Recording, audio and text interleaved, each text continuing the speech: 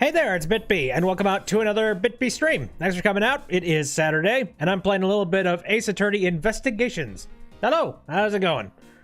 Here, let me lower the volume real quick. Sounds like everything is level and everything is working. Good. Anyways, so, last time that I played the game, an embassy caught fire. So yeah, a little bit of something happened.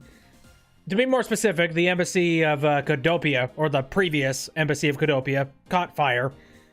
I believe on the west side. And now, likely we're going to the east side to try and investigate over there to figure out what happened on the west side. So, that should be interesting. I'm looking forward to figuring out exactly, like, what the heck happened? How did the murder happen? And finally uncover this. And Miles Edgeworth is up to the task, I would say. So let's go ahead and begin. I'm going to swap over to the game tab. There we are. And then level out the audio. I think right about here will be proper. I'm going to be monitoring my my voice just a little bit here for the first part, and then I'm going to swap over to a different set of headphones. There we go. Right then. To begin, March 14th, 7:44 p.m., Theatrum Neutralis lobby. Oh yay, what commotion?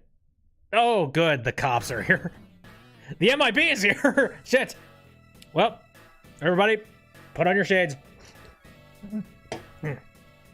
Count off! 1, 1, 1, 1, 1, 1, 1. Whoa. Everybody is a 1? 1, 1. Shifu, 99 callouts. So, all 99 members are most likely here and accounted for, sir.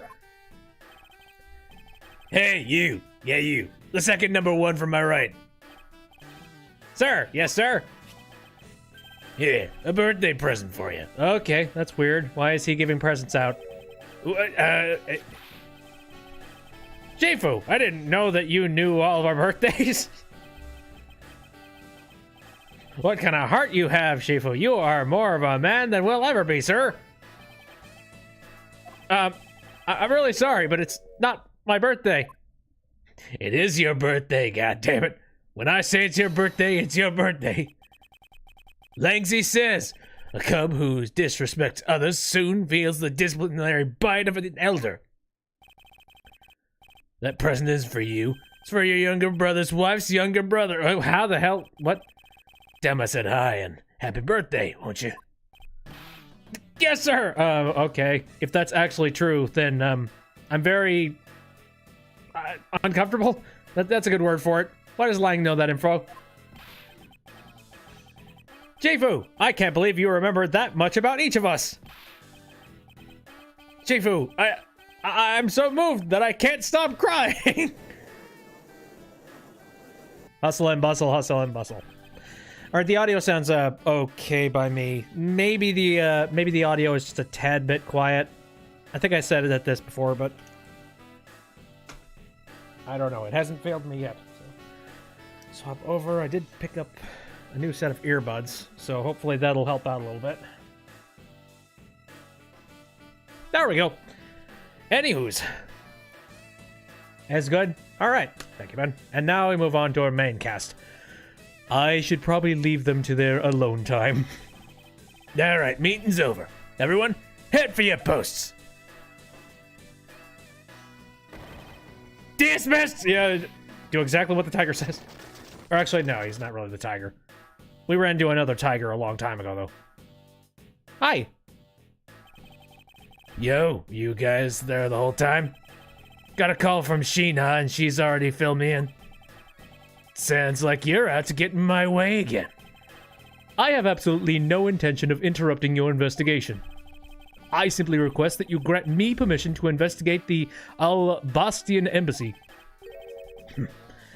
What if I say no? Well, then you're going to have to talk to her. Agent Lang, this man is my subordinate. As I have received permission from the ambassador, he is to be extended the same rights. Sorry, sis, but it's not that simple. Al-Bast has the strictest immigration regulations in the world. Didn't you know? Yeah, we learned that the last time, and it was real easy getting on the other side. Not so much over here. Even among my elite men, only about half of them were admitted into the country. Besides, any more cooks in the kitchen, and we might spoil the soup, if you get what I mean. How dare you make such assumptions? Don't take this the wrong way, but I thought I was in charge of Albost, Miss Von Karma. Look, try to understand, okay? Things over in Albost are a bit of a mess right now. And we would like to know the mess. That way we could piece our investigation together, but you know. What do you mean by a bit of a mess? No one told you? We had an incident in Albost as well. This is what we call a decision based on the investigation, Mr. Prosecutor. Look, Wolfie, just let us in already. Right, Wolf. That's what it was. Shit. Hello? Is there a problem here? Who? What? Who the heck are you? Are you an elder of the Albostian? Not really, just having a discussion about whether or not to let these guys in. Ambassador Alba, I ask that you please allow these people to join the investigation. Oh, cool. Having a debate because of my country. I'm terribly sorry for placing your good people in that kind of situation. It is all because I lack the strength to govern well. Please, it is nothing of the sort, Ambassador. Oh, Jesus. Yep, this old man has bite. You weakling, Quirkus, curse your frailty and ability to effect change in your country. Who are you? Wait, what are you? The thing is, investigations conducted in my country have been under Agent Lang. And it is my judgment that in order to minimize disruption in the investigation, I should leave everything up to Agent Lang. Crap. Okay, so how do we convince this old man that we should join? Shit. There, you see? Ah, no way. Who now? Oh, dear God. Will the fighting never end between these two? Get together, smooch. Oh, God. You know, come to think of it, funny enough, this has got a really weird parallel right now going on between the Koreas. I didn't mean that. Somehow this is kind of all lined up. Ambassador Elba, I ask you please reconsider letting them into Albost. What's that? My very own secretary has been murdered in the Barbalese embassy. And he was apparently caught up in some very shady dealings, completely unbeknownst to me. So I ask for your cooperation in our investigation. These aren't much, but I hope they can cover your travel expenses to Babal someday. Boy, I don't think he's going to do much with those things. All right, I get it. Even if you beg, Ambassador Alba, I still have to give the final okay anyways. All right, you hear that, Mr. Edgeworth? We're in! And not so fast, my little crow girl. You're still a witness in the Babal murder. So I'd like you to please stay in the Republic of Babal. Oh, well. Me and Gumshoe are on it. Detective Gumshoe, please take good... Oh, never mind then. Fine. Then I'm alone. Please take good care of Kay for me. Yes, sir. Sounds good to me. The fewer troublemakers, the better. Rasp. Rasp. I'm not entirely sure what that onomatopoeia is. Rasp. Hey, Mr. Edgeworth? Yes? So, I wanted to ask for a while now, but... that lady over there, is she who I think she is? Oh, that's right. I didn't introduce the two of you yet. Yep. Franziska von Kama, the prosecutorial prodigy. It's nice to see you again. Oh, I knew it. You're the whip lady. You may address me as Miss Von Karma. Miss Von Karma, I leave the investigation of Albost in your hands. Thanks. Rest assured, I will outsmart both the smuggling ring and the Yadagarasu. The smuggling ring, Perhaps I should ask Franziska a bit more about them before I head to Albost. Oh, and I mustn't forget to thank Ambassador Paulino for all that he's done for me. Pretty well. So that means we're taking a look around here first.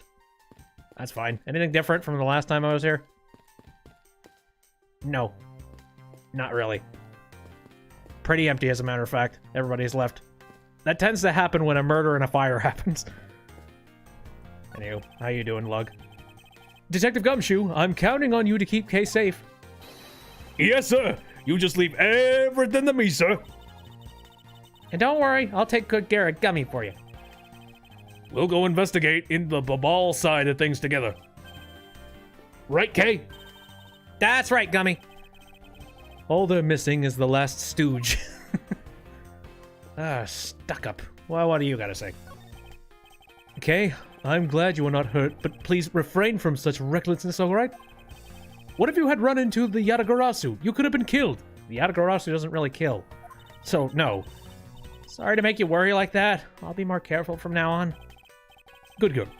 It's good to conduct some self-reflection every once in a while. It's funny, you know.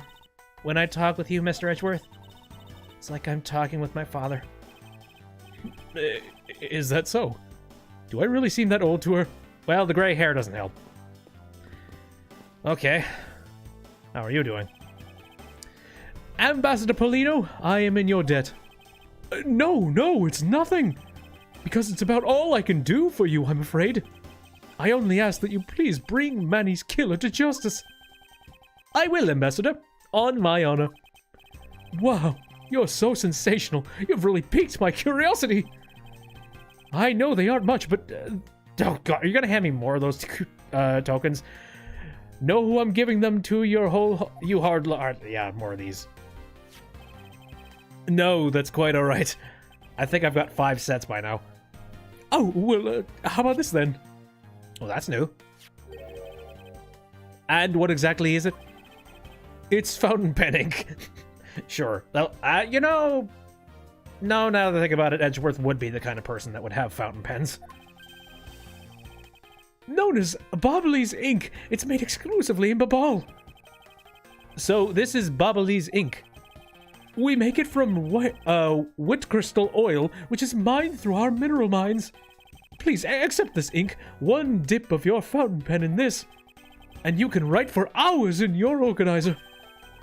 How fortunate for me, the ink in my pen just happens to have run out. I'll gladly accept your gracious gift. I'm trying to remember. There was a point where we were talking about Bobbly's ink, wasn't there? Great. Let me look at my organizer real quick. When was that? I swear I thought we were, but I got a feeling that somehow the Steel Samurai's autograph is gonna tie into that. It looks like it was written with ink. I will see. I guarantee you that writing with our ink is an unforgettable experience. And since we don't export it, if you run out, you're always welcome to come and visit our fair nation. Talk about cornering the customer along with the market. Yes. I literally have to export it from a different country. Good thing this embassy is on US soil, though. Hello. You've made so much progress in your investigation in such a short period of time. It's truly amazing. Agent Hicks, whose help I had requested, was cut down before he completed his task. Yep, that guy. And I happened to help out with that murder, too. There's no room for further failure in my perfect investigation. Far from perfect at this stage. In spite of that, I believe you were able to obtain some insight into the ring, correct? It was nothing. I simply made some deductions based on the smuggling item I was following. You mean the Bobbly's ink? But why are there restrictions on the export of Bobbly's ink to begin with? That's classified Interpol info... Franziska! As your subordinate, I'm a part of your investigation now. Don't you think it would be beneficial if I was well informed as you? Point taken. Very well, I'll fill you in. Recently, we discovered some very well-made counterfeit bills circulating in Zengfa. The counterfeit bills? Yes, as you may have deduced. The counterfeits are being made with Babal's special Bobbly's ink. And it's virtually impossible to distinguish bills made with Bobbly's ink from real ones. Thus, it was only natural for Interpol to keep an eye on the Republic of Babal. BRB? Sounds good. Okay. Is that where I remember hearing about Bobbly's Inc.? Probably not. Maybe I'm just being crazy. I feel like there was some time during the last time I streamed this where they was talking about that. Ow. That's where the document comes into play, correct? Correct. Mr. Cohen was smuggling large amounts of Bobbly's Inc. Furthermore, he was charged with running the embassy's printing equipment. Oh, right. The whole printing thing.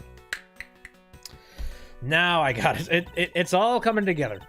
It sucks that I put like weeks of space in between me streaming this particular game because it all has to kind of file back into my brain. Luckily, these chapters are kind of set up pretty conveniently. They remind you a lot about the bits and pieces. That's all the evidence I need to know that he was the head of the smuggling ring. However, there remains one tiny problem. Let me guess. You still have yet to find the counterfeit bills or the smuggled ink? Yes. And while we're listing things, I might as well add the counterfeit pirates to the pile. Since we haven't been able to locate any of these items in the Babalis embassy, we're looking into the Albastian embassy next. It doesn't matter where they're hidden. Mark my words, I will find them.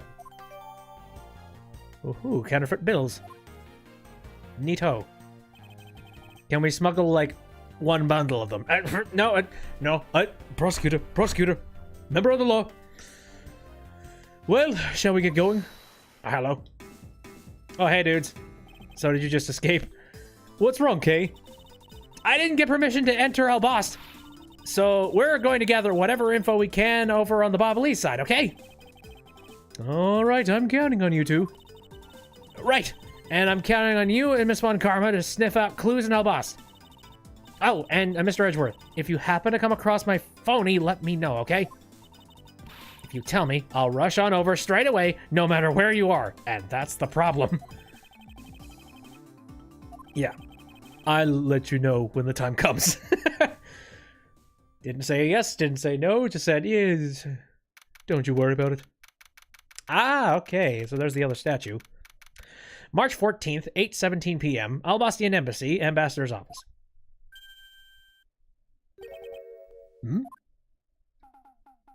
Hey, how you doing? Whoa! What do you think you're doing to my subordinate? Oh dear. Okay, now it's time to figure out who this is. You're... No! Oh, it's... Oh, I'm so happy. Edgy! Oh, thank the heavens you're here! I'm in a really, really big pickle, your lordship. The raven, it appeared, poof, and then disappeared, swoosh. And though I am the Steel Samurai, my sword, I'm so confused. I don't know what anything means anymore. Who is this fruitcake? You don't want to know.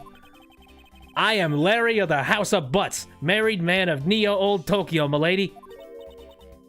Now I remember. This person is one of your friends, isn't he, Miles? Yes, frighteningly enough, he is. Hey, what's with that answer? Your best bud is in a bind and you act like it's no big deal? What sort of bind are we talking about here? The suspect kind? I accidentally became a suspect in a murder. How many times are you going to get yourself caught for murder? I see. That is quite the bind. Not that we're the least bit surprised. Yes, I pretty much expected this news. From the instant I saw this unlucky face. Yep. His name is Larry Butts. I've known him since grade school, and for as long as I've known him, he has been the world's largest source of trouble with the capital T. Hey, what kind of introduction is that? You're so mean, Edgy. If you're not careful, you might find your tiny number of friends go down by one. That was uncalled for. Besides, you're... Wait, hold on. Larry? It was you? You're the one who wrote my Steel Samurai autograph? Oh, you didn't notice earlier? I even winked at you through my headpiece. I can't see your eyes through your headpiece, you dumb... Fine. What's going on? And why are you beet red? Sorry, but could you not speak to me right now? The illusion, it's broken. What are you doing here? Oh, sorry, I'm interrupting your comical yet melodramatic play. So this is the incident you mentioned earlier. Mr. Prosecutor, this man, this childhood friend of yours, is a prime suspect. Of what, you ask? Of the murder of a man who had snuck into the embassy. Mask to mask. The second? Mask to mask the second? Oh, shit. Oh, shit! Alright, double murder. Cool. Hopefully this isn't the same mask to mask that we knew before. Only Larry could get himself into yet another mess as fine as this. But no matter what the facts seem to say, Larry is not the type to commit murder. Still, it's a rather daunting stroke of misfortune I've struck. I have to prove that Larry Butts is innocent of all wrongdoing. You gotta prove a lot of people innocent. God. Oh. Shifu, we've identified the victim. Good work. I'll take that report now. Agent Lang, would you mind if I took a peek at it as well? What did I tell you earlier, Mr. Prosecutor? Don't get in my way. There's only enough flesh here to feed one wolf, and that one is me. So, no, you may not take a peek. Hey, Mario, how's it going? There's a lot of people that are dead. But Agent Lang! Hey, how's it get? Please, someone save me. I hope it's you. Agent Lang. Will you allow an investigator such as myself to take a look? Yes, of course. You let the detective see the file. Where's Sheena and Kay? They're currently hanging out on the other side, I think. You're Detective Bad. You're the prosecutor, Mr. Edgeworth, right? Yes, long time no see. A good 7 years. Fancy meeting you here, Detective. You weren't expecting me? Ever since that day 7 years ago, I've chased after the Yatagarasu non-stop. I've been pressured Interpol into keeping me in the loop, in case a card was ever found. What incredible dedication to the case. Detective Bad knows the Yatagarasu's MO very well, and his passion for the case hasn't died down in these 7 long years. It's something I can respect. But I'm dedicated too. Can I have respect? No? Okay. But Detective Bad, I must ask, are you gonna make an ally out of this prosecutor? Maybe, maybe not. Boy, that sucker has not gone down in the 7 years that he's... My only goal is to arrest the Yatagarasu. If he can get to the bottom of this case, then I'm willing to share info with him. I'm in your debt, Detective Bad. Yay! About the murder of Damask II, would you be willing to fill me in on a few of the details? When the Yatagarasu showed up, Agent Lang and I took ourselves off guard duty and put ourselves in charge of directing things at the crime scene, taking advantage of the chaos. Damask II, he broke into the embassy, probably to steal some treasure or another. And I suppose he lost his life when he was forced to fight someone else in this room. Right, I still want to find out who exactly this was. Why exactly was that man placed under arrest, Detective? That... samurai? He was born looking suspicious, but not for the reasons you suspect, I assure you. As you can plainly see, he is completely harmless. Well, it was just a random guess. It's not like he's actually under arrest. Poor Butts. Tonight, here at the Albastian Embassy, Ambassador Alba was to give a commemorative speech. And that's when the Yatagarasu showed up. But keep in mind, The Yatagarasu isn't who I'm talking about right now. Those seats, for the guests who had been called to sit in them, were empty. A no-show? Who was it that failed to take their seat?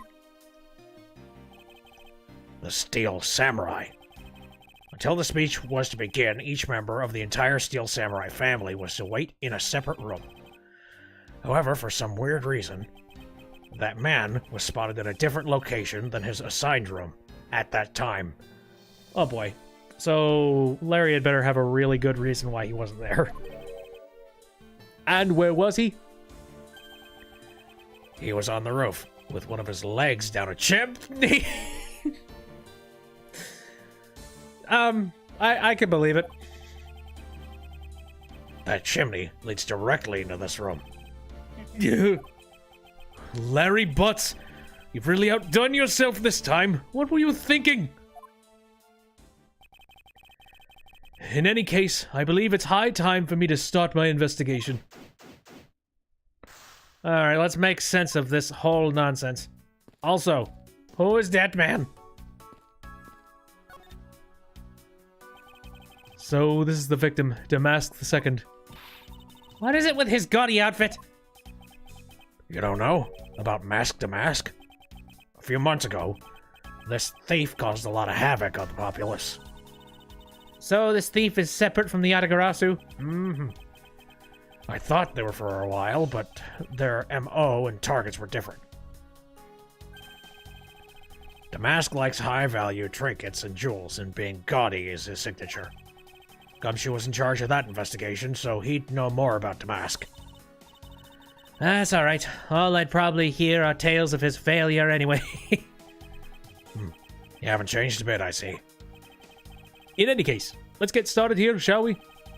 I won't rest until I've inspected every suspicious-looking nook and cranny. Right, let's see what this Damask currently carries. There's not a single shred of fashion sense in Damask's costume. Well, at least I can appreciate the great effort he must have put into making it. You two don't know? You can buy this costume almost anywhere now. It's being sold? Since when?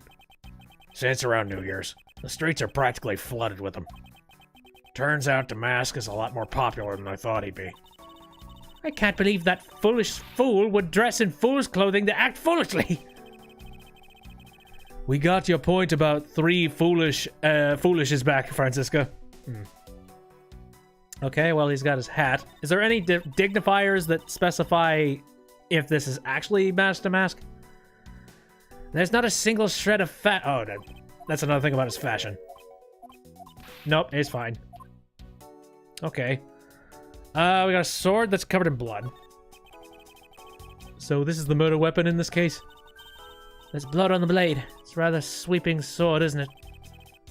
What did you expect? It's Steel Samurai Daddy's secondary weapon.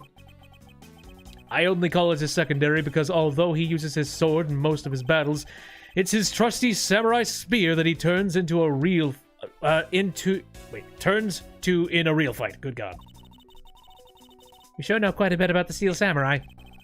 That's only because I saw the stage show earlier. The owner of this sword is the Steel Samurai. Or in other words, Larry. I should probably ask him about it, as detrimental as it is to proving him innocent. Yeah, I'm sure he didn't do it. But good God, is anyone else gonna listen? Nope. What is he holding? It looks like a piece of paper from a notepad. Ooh, he's got directions. Albast. Oh, he was here to steal the statue. 5th floor ambassador's office. Nice. It would appear that directions on how to reach this room were written by hand. There's something written on the back as well. I'd like you to steal the Primidu statue in this room. What's that supposed to mean? Who writes a note to themselves like that? Might not have been to himself. If I had to guess from the text, I would say that this is actually a request from someone about what to steal. Just who is this person that requested the theft of the Primidu statue? So this is a Mask to Mask that is interested in stealing stuff, so that is confirmed. Hope I hope I've inspected every nook and cranny. Okay, what? There's a straight up bird's nest in here. Why? The person shaking hands with the steel samurai in this picture is Ambassador Alba. It was taken just before the murder. The steel samurai must be very popular. They're even using the national treasure as backdrop. I just don't understand. What exactly is so great about Top Knot there? Clearly, there is a depth to the show that a young person like you can't fathom. Speaking of young people, aren't young children the target audience of this show of costumed actors? Yeah. Let's see. Photo with the steel samurai was added. Okay, wow. They got done with the picture pretty quick and immediately framed it. It's a fireplace, and by the looks of it, I don't think it's been used recently. Yes, I can't say that I see anything unusual about it. Again, burbs. Oh no, we're gonna take a look at the flowers first. Two gorgeous flowers on full bloom here. I'm sure flowers as lovely as these must have an equally as lovely name. Miles Edgeworth, are you done staring? I should hardly think passion flowers are all that rare. Passion flowers? Well, that's a rather unusual name. It was named by priests in the 15th century for the Passion of Christ. As they say, you learn something new every day. Okay, passion flowers. Organizer. Sounds good. Okay, we got a desk over here. Can't really do much with it. Yeah, can't do anything with that. Oh, hey, look what we got back here. There are some weapons on display on this wall. A crossbow, and under that, a set of knives bearing a flower motif. They must be the counterparts to the Barbalese knives. Which means that the blades inside these scabbards should match the blade that was used to kill Mr. Cohen.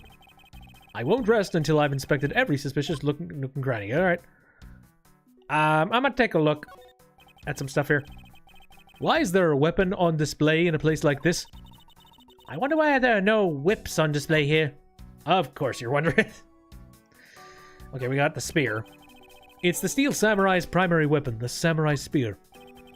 Isn't it awesome? I totally fell for this thing. It's sleek and shiny, just like my heart. It comes at you like whoosh. When you hold it, you just want to live life like bam. You do well to watch what you say, Larry. Although it is just as Larry says, the spear is quite the symbol of valor.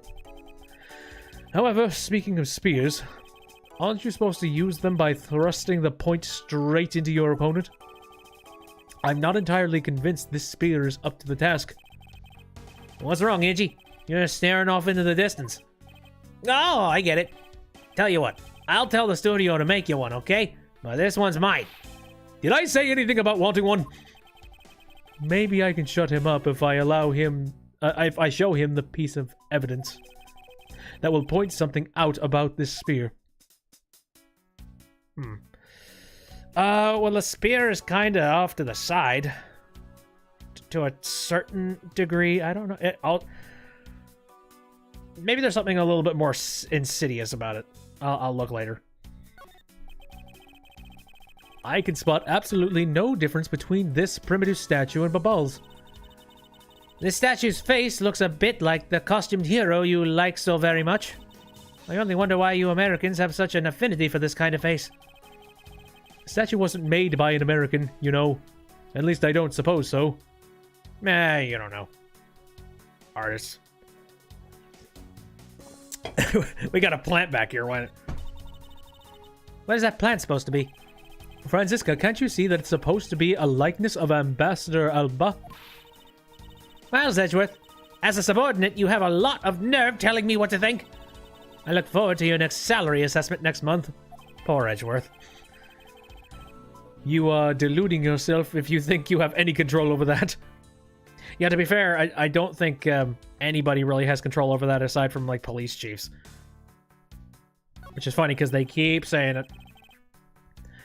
Knives adorned with flowers are on display here. Counterparts to the Bobbly's knives. The blades of the knives should match the blade of the knife and kill Mr. Cohen. Whoa. One of the knives is missing his blade. Let's see if the two pieces of the blade and handle fit each other. Oh boy. It would appear that they fit together quite well, almost seamlessly. Then this means that an Albastian knife did find its way into Babal. But how? There's a good question. So I have a deduce button on the screen, but I have no clue what I'm supposed to be using it for. I'll be back. Hey, look. The counterpart to the Bobbly's butterfly is the Albastian flower. The butterfly and flower. They're both lovely things. But can we interpret this to mean the Albast provides honey to Babal? Francisca, can't you come up with a more meaningful or profound comment? Very well then. Let's hear what sort of profound comment you can come up with. Well, flowers cannot survive without the butterflies that spread their pollen, and butterflies cannot live without the nectar that flowers provide.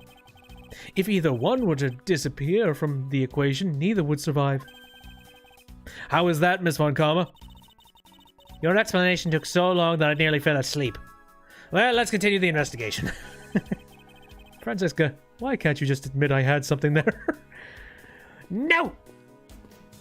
What do we got? Is this another clock? I don't know. Yes, it is. There was a grandfather clock just like this one early in the Bobbly's embassy. You know, symmetry is a fine thing, but their interior design really suffers for it. Really? I think the clock actually fits the decor of this room quite well. I suppose the wood does suit an all-natural atmosphere of the room. Its design and the material it's made of strike a good balance with the plants. Hey, you two! Now's not the time to be talking about interior decorating, you know. Hurry up and save me! Be quiet! This is all part of my elite investigation. All you need to do is be quiet and watch. Actually, I do believe Larry has a point for once. What the heck is this stuff? There are decorative plants here as well. This room is overflowing with nature.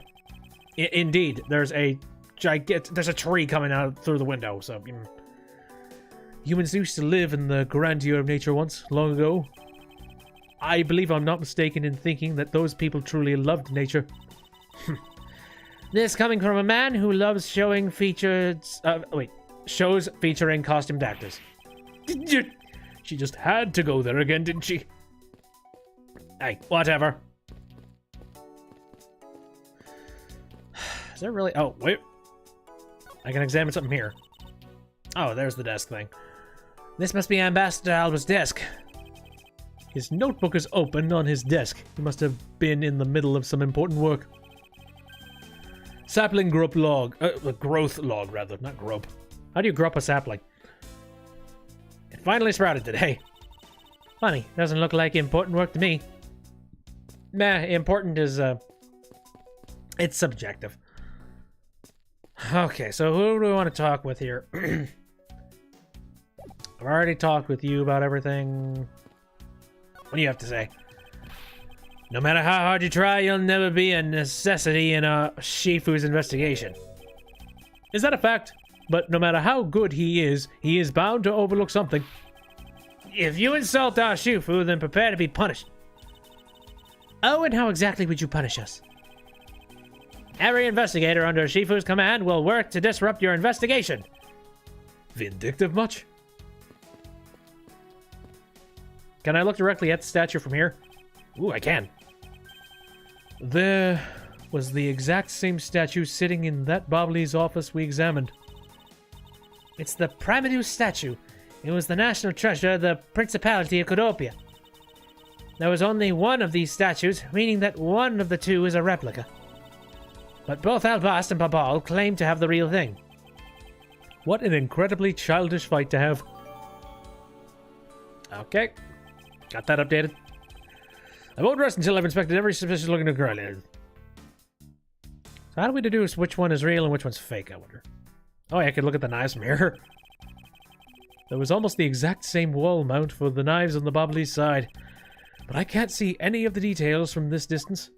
Oh, well. It's a Primadeus statue. There was one of these on the Bobbly's side as well. I hear it's very valuable and made of pure gold. It was the national treasure of Codopia. There was only one of these statues, meaning that one of the two is a replica. But both Albast and Babal claim to have the real thing and won't budge from their claim. Incredibly childish fight. I guess I need to just deduce something. But what can I deduce based on this stuff? So we have the Albast one and we have the Babal one. Well, this one's got a little bit more char on it. Yeah, there's got to be like a specific bit that is not quite the same. I'm taking a gander. Let me check this. Ooh. Okay, well, the stands are definitely different, that's for sure. The statue itself, I'm not sure. I'm looking at the sword right now. The swords are pretty much... Both of them look really much the same. I really don't know what I'm supposed to be deducing at this stage. There's a photo with the Steel Samurai that has the statue in it.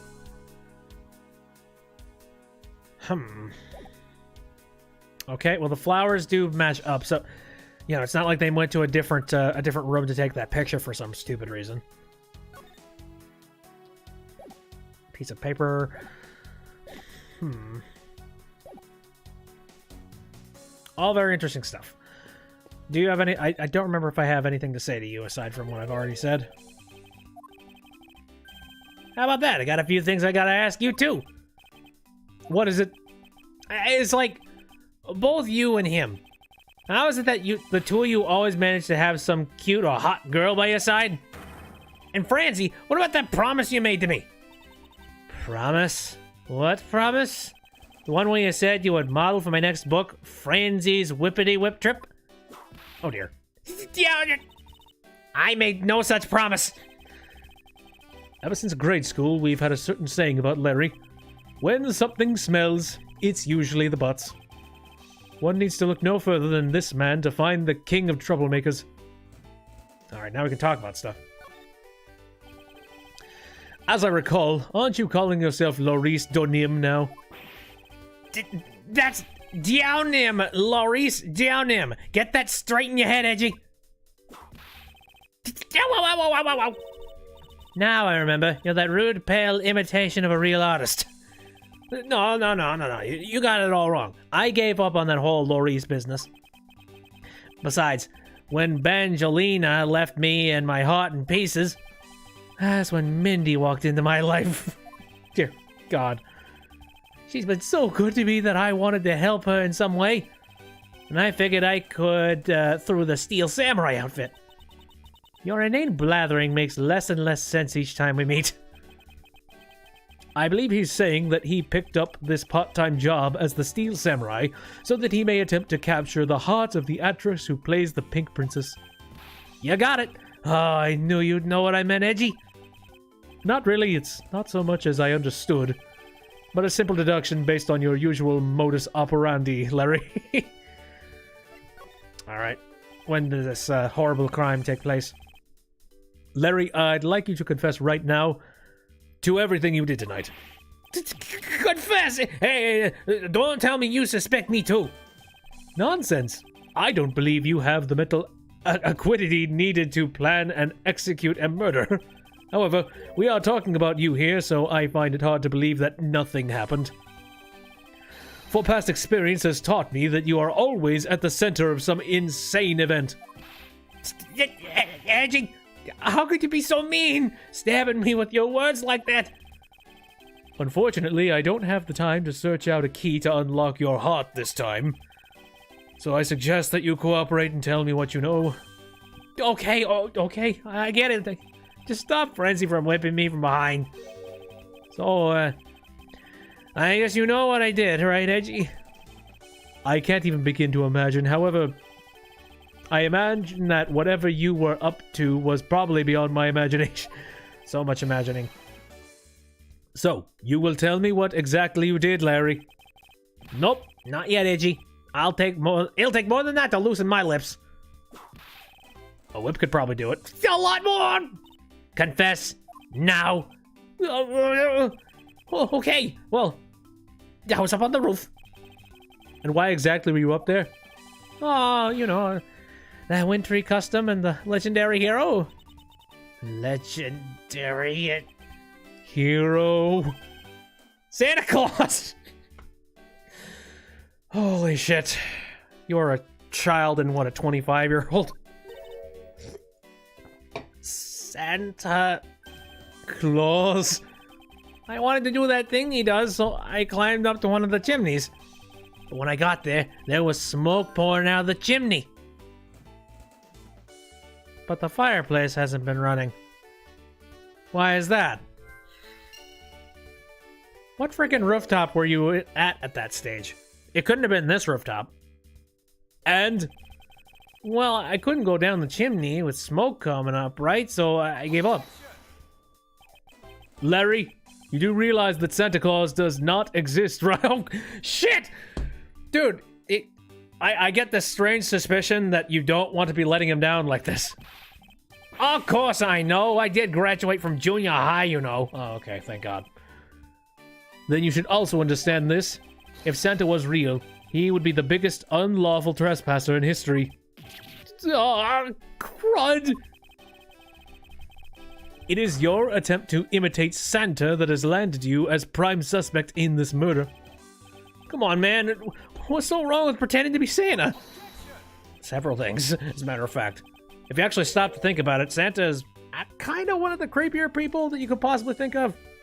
This jolly old fat dude that comes in and breaks into your house and leaves toys for your children. Yeah. I'd call that stalkerish and creepy. Let's start with the fact that it will be the idea. Wait, it will be the Ides of March in a matter of hours. Santa's only visits homes on December 24th. That's in December, you nitwit. No! Hey, wait a second. We're not in court. Well, so what? I still have a point. Larry, about the samurai sword that was used as the murder weapon. Oh, that. Well, I shook hands with the ambassador in this room, you know. Yes, apparently you did. Yeah, and well, I totally forgot about it and left it behind when I left afterwards. You want to talk about shock? I was the most shocked of all when I heard it killed someone. What? But your spear didn't kill anybody. Oh wait, no, it's sword, rather. There we go. Shocked! Foolish fool, looking especially foolish for foolishly stating such a foolish excuse. You forgot to take something that big with you? Who would believe such a tale? It's Larry. Sorry, Miss Von Karma, but I believe him. Because if anyone could forget something like that, it would be Larry. Edgy, you believe me? I just knew that our friendship is something special. Anyway, that's not the word I would use, but even if Larry had simply forgotten the sword and left it behind, that in no way clears his name. Which means that I will have to prove his innocence from a different angle. Oh, shit. Okay, so, This is interesting. So I got a couple of spots that I need to examine here. It kind of looks weird that the spear is kind of like bent to the side. I have no clue if that has got anything to do with anything. I have no idea why I have passion flowers as a piece of evidence, but vines are supported by stakes and are still growing. I wonder if I can do anything with logic at this stage. Nope. Smoke from chimney. Smoke was pouring out of the chimney when Larry thought to climb down it. Okay, that don't make a whole lot of sense considering apparently this one was actually not on fire at the time. So I get the feeling that he went to the wrong chimney. And how he managed to get up on that part of the roof, I'm out. I got nothing. Okay, so... Actually, hold on a second. What's this green cloth nonsense going on right here? I suppose this was the wrapping cloth, the mask... Oh, wait, sorry, wrong voice. I suppose this was the wrapping cloth Damask II used to carry his stolen goods. But there's nothing wrapped in it now. I guess he never did manage to get his hands on whatever it was he was out to steal. Okay, shit. I think that's basically it. Alright, so the other thing that I could potentially deduce is something on here. But what the heck am I supposed to be deducing? I'm not entirely... Like, I don't really know what I'm supposed to be gunning for at this stage.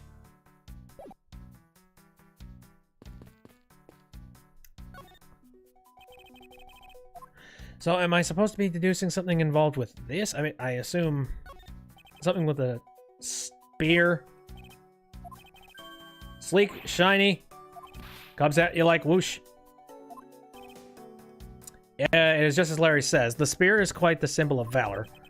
However, speaking of spears, aren't you supposed to use them by thrusting your point straight into your opponent? I'm not entirely convinced this spear is up to the task. Tell you what, I'll tell the studio to make one for you now. Maybe I can shut him up if I show him the piece of evidence that will point something out about this spear. So, if I can, say, deduce on the spear. And what if I use, like, a pointed edge of some kind, perhaps? Weapon that's used on stage is thought to be what killed Damask. I feel like I'm kind of barking up the wrong tree here. Let's see. Oh yeah, so we can't really touch the other statue, but we could probably put our head, like, gross, creepy hands on all the... Well, maybe we can't put them on the other one. Right. Cannot touch. Special Wit Crystal Oil-Based Ink Limited Export because of the counterfeiting. Holy shit. And then there's the handle. I'm trying to think. What would be a good... Made with Bobbly's ink. Hard to tell they're fake. Nah. Does this thing have anything to do with the spear's pointiness? Nope. No, I don't think so. I do notice that... oh, that's interesting. So the statue was facing a completely opposite direction at the time when they took the picture. Maybe I can point that out. Well, first off,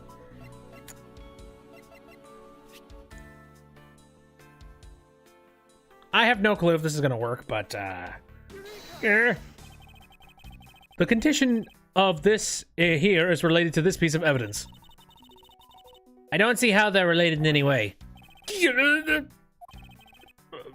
Francisca, this is not like you at all. Don't tell me you don't understand the meaning behind this piece of evidence. Well, I don't. I suppose I have no choice then. I'll just have to explain it to you from the beginning. What you should be doing from the very beginning is admitting your mistake. Oh, she saw right through me.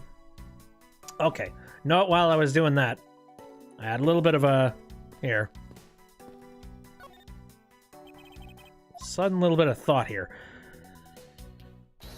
So I'd like to deduce that this statue is facing a completely opposite direction than the direction it was facing at the time of the picture. Look at this photograph. Every time I do it makes me laugh. I'm sorry. I have to do every single time I see the words "look at this photo." Sorry. Nickelback has poisoned that phrase. And tell me what you find odd about this scene, Miss Von Karma. The apparent joy on the ambassador's face as he shakes the top knot's hand. That's not it. I was trying to point out that the statue in the photo is facing a different way. You're right. This statue is a national treasure. As such, only an ambassador or a secretariat-level person is allowed to handle it. The fact that the statue is facing one way in this photo and now it's facing a different direction in this preserved crime scene, is proof that someone touched this statue around the time of the crime. Got it. Good. The deduction is gone. So now we know that thing. Still have to think about smoke coming from the chimney.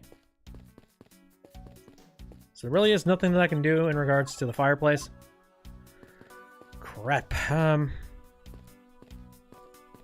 You have anything new bad? No. Clearly, I mean, alright, so I am actually a little bit stuck on this situation, so I'm gonna save real quick, just so that we have a safety net in the event that I use up way too much of our health.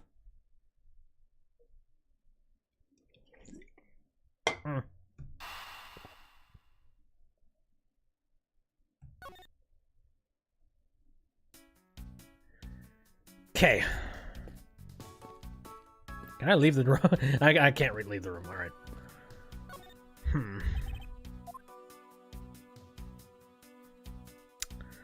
So, deductions. Yeah. I have been hinted at the idea that I'm supposed to be deducing a thing involved with this spear. It's gotta be something in regards to the sharpness of it.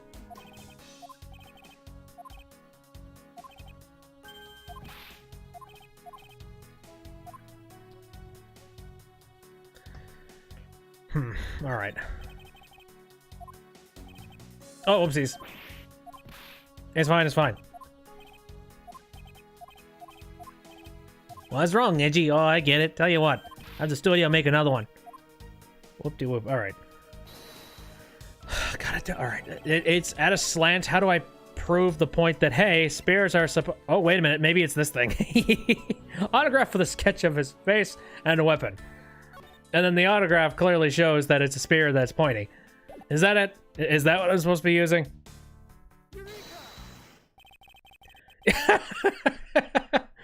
Great. Larry, about this spear. Oh, are you feeling it? Bam! I thought there was something strange about this spear. Tell me, Larry, is it just me, or is the spear a bit bent?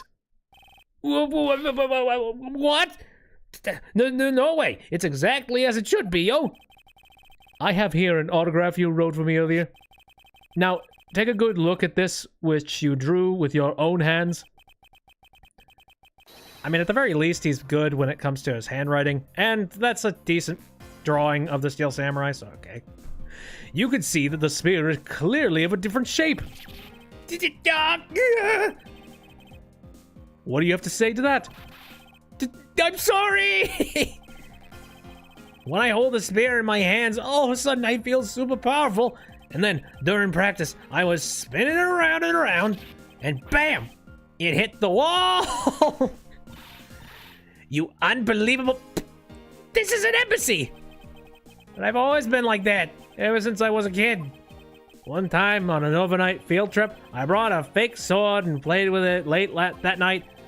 It's just a useless hot-blooded man. Wait, I'm just a useless hot-blooded man. Larry, clarify that for me, will you? Oh, okay, so it was some field trip and I began to shadow fight with myself. Not that! I mean, what you said earlier about spinning the spear and hitting the wall. Oh, that's no biggie. It's not like I left a hole or anything. That's why I'm asking, Larry. The samurai spear is made of metal. I somehow doubt that a move as simple as spinning it around would cause it to bend. Man, Edgy, you're so naive. Where'd that come from? Well, you keep calling it the samurai spear, but it's not real. You can't really fight someone with it. Because it's hollow on the inside. You could hit it against practically anything and it would bend. Is that so? Don't tell me you thought it was real. Oh, but don't take it the wrong way. I just think that part of your personality is cute. I see. Your friendship truly is something special, Miles Edgeworth. That's not friendship. It's utter humiliation. Okay. Samurai spear. Dented. Not entirely sure what I proved with that. But okay. I guess now I know that there's probably a nick in the wall somewhere that explains it. But, yeah, I don't see any. Anything going on here? Nope. Can I examine shit in my organizer? Maybe I can examine the spear. Weapon that's used on stage. Larry hit it against a wall and bent it. It's hollow. Well, I find it kind of weird that of all things would be hollow and he would be carrying around a real-ass sword. Because, yeah, it definitely seems like dude was stabbed for real. Actually, it doesn't even really look like stabbing. It looks more like it was slashed across the throat or something. Okay, so we've deduced that the statue was moved in some capacity. Anything about this grand clock? I doubt this grandfather clock has anything going on, but... Oh, shush your face. We're putting pieces together, sir. Let's see, I didn't miss any... I've already checked this area earlier, but it never hurts to take another look. Thank you for letting me know there's nothing. Was there anything else? Okay, so maybe this thing. Ah, alright. I think there is something that's... I missed here. Whoa, oh, wait, maybe I can take off the mask. I thought that the mask had quit the business. This guy, he's just a copycat using the name. A phony successor. He's just another petty thief. His real identity is an out-of-work guy by the name of Kashino. He's 29 and wanted on larceny charges. From his clothes and what he was carrying, we determined that this guy is the real Damask II. The cause of death appears to be the loss of blood from the back of his head. It seems that he was struck with something very hard. In other words, he was bludgeoned to death. I guess that about wraps up my investigation. But investigation complete didn't go off. That's... Hey! How's it go? Oh god, who the hell are you? We're gonna find out Larry's dreams are crushed. It's a dude. Clearly. Yo, Pink Princess! How you feeling? Still feeling ill? Me. I'm scared. And yet another strange character comes out of the woodwork. And so the Pink Princess also comes to pay the Albastian Embassy a visit. I believe I may need to speak with her as well. I don't wanna! I don't know why I'm saving, I'm just gonna do it. I don't know. It puts time in between finding out who are these people behind the masks. Alright, if I had to take a guess, who would it be? Who would be the unfortunate we've already unlocked Old Bag, being in one costume. Larry in another one.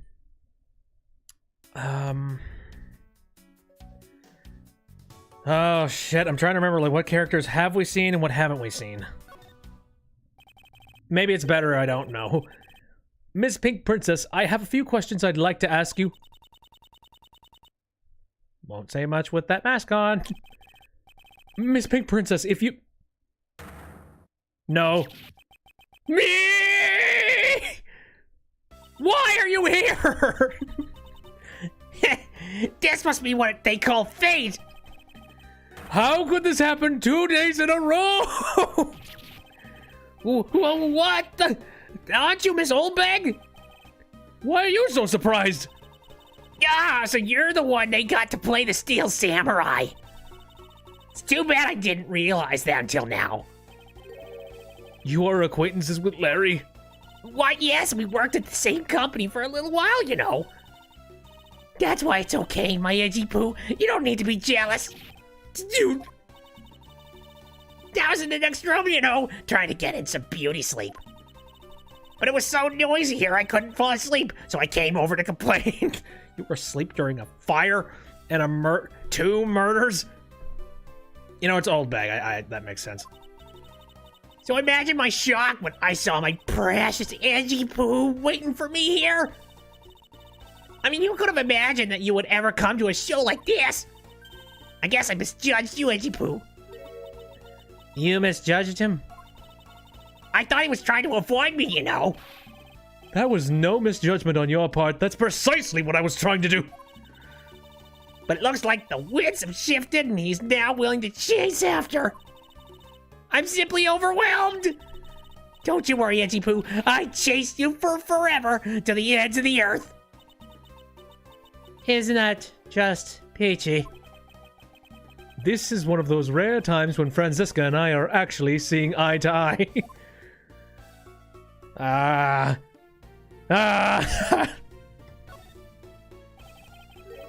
Now then, what are you doing here? I thought you were working at Gatewaterland as the Pink Badger. What are you talking about? That was ages ago. That was yesterday. That was yesterday! Look, I worked at Global Studio before, a long time ago, right? Well, they called me up this morning, kinda out of the blue, actually.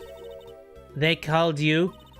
Apparently the girl who plays the Pink Princess collapsed from a bad cold.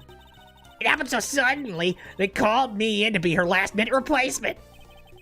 Do they not have enough people on staff at the studio? No. I think we've shown that very clearly they are in hard times. I really couldn't say no, so here I am, playing the role of the heroine. Instead of that Mindy girl, I mean. Ah, Mindy. Right. But the poor girl, I feel bad for her. Because they let me stand in for her. She's going to have a terrible time. I mean, not exactly great at reading to be a stand in the very last second, so I threw a ragdoll instead, and the audience was in uproar, because I tell you, they're really just a bunch of simpletons. God. You're rather lively, old lady. So, basically, you received the stand-in request this morning, correct? You got it. If you need to see it, I got it right here, look. It appears that she's telling the truth. Of course she's telling the truth. Fine. So we got that going for us, which is horrible. I tell you, my fine acting moved the entire audience to tears. Yes. Tears of laughter, as I recall. But being famous has its problems too, you know. Here, take a look at this. What do you have? It's a letter from a stalker. Oh, great. I was just taking my break when I found this stuck under the door to my room. Wendy, I'll be descent. Oh my god. Oh boy. Does this mean she's gonna stop stalking me and she's gonna start stalking Larry? Please and thank you. Honestly, you really have to watch out for these kinds of things. Look at what it says. Wendy, I'll be descending on you from above tonight. Your loving night. How absolutely revolting! I mean, you'd think you could get my name right. That's no accent in my name. Wait, this horrible handwriting. Where have I seen this before? Nah, but now that you're here, Edgy Poo, I feel 100% safe. Where do I factor into this? You'd bust that evil stalker man for my sake, wouldn't you, Edgy Poo? Well, if you allow me the liberty to handle this in my own way, I'll gladly dispatch a detective to your house later. Oh, come on, Edgy Poo, stop being so dismissive and playing hard to get. Ah. Right. What were you doing at the time of the crime? What crime? Jesus. What? After the show was over, I had nothing but free time on my hands. So I used the fireplace in the room next door to keep my bad hip warm. Okay, so there's that. Okay, so all piecing together. Larry went over to a chimney. Then it turned out the chimney had fire in it. So he couldn't descend from the heavens from there.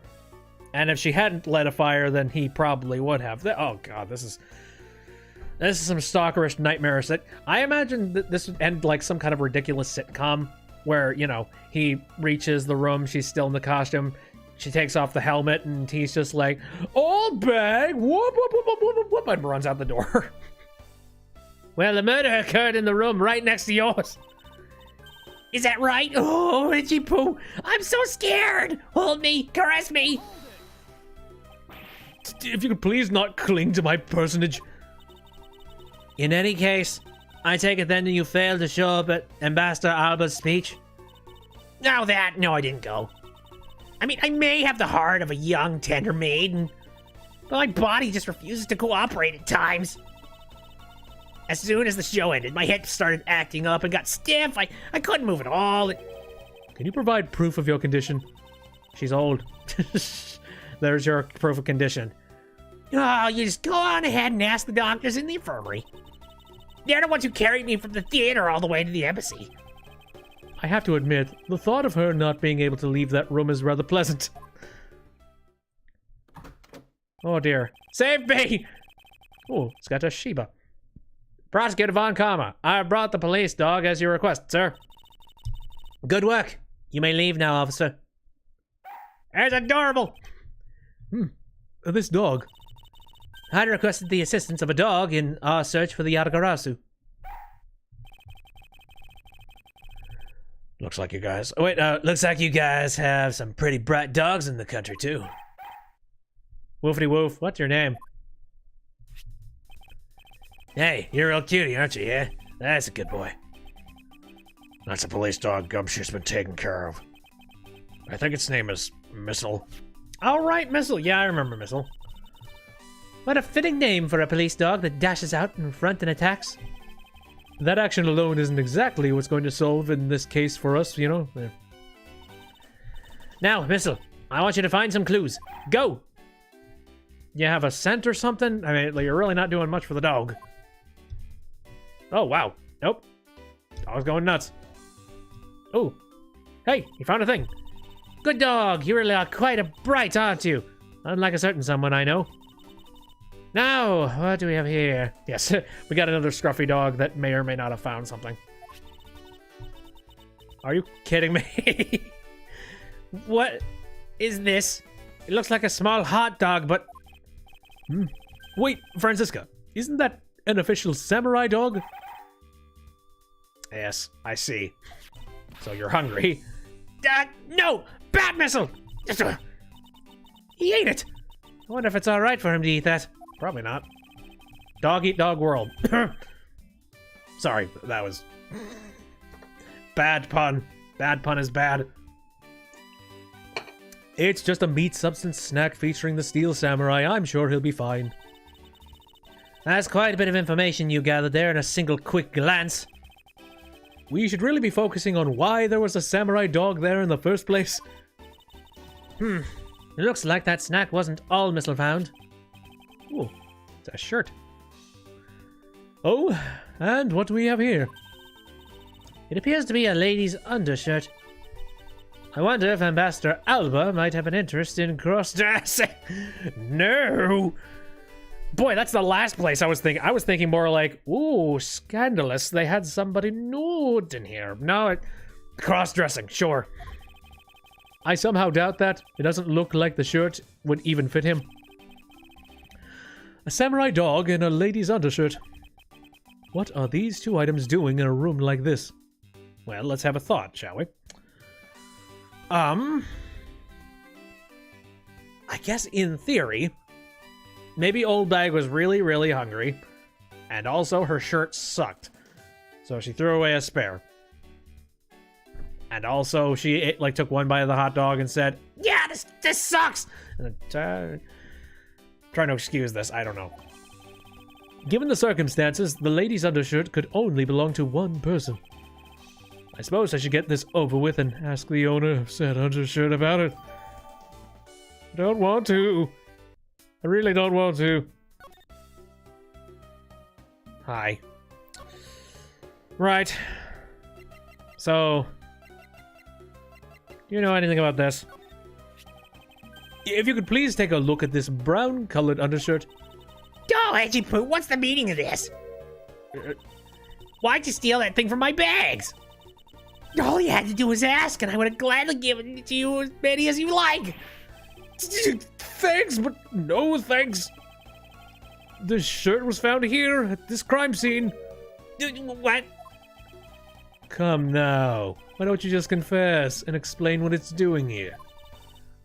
I know nothing. Nothing, I tell you. Wow, she's climbing up for Edgeworth. That doesn't happen. What? No, I admit I used the fireplace to dry that shirt. But I can't really help the fact that I had to, you know. Wearing that pink princess costume was like being in a sauna! And on top of that, I get fingered as a suspect? You're too cruel, Edgy Poo. Are you claiming that you never once set foot inside this room? Of course I am. If I'd been the one to find the body, don't you think I'd be as calm as relaxed as I am?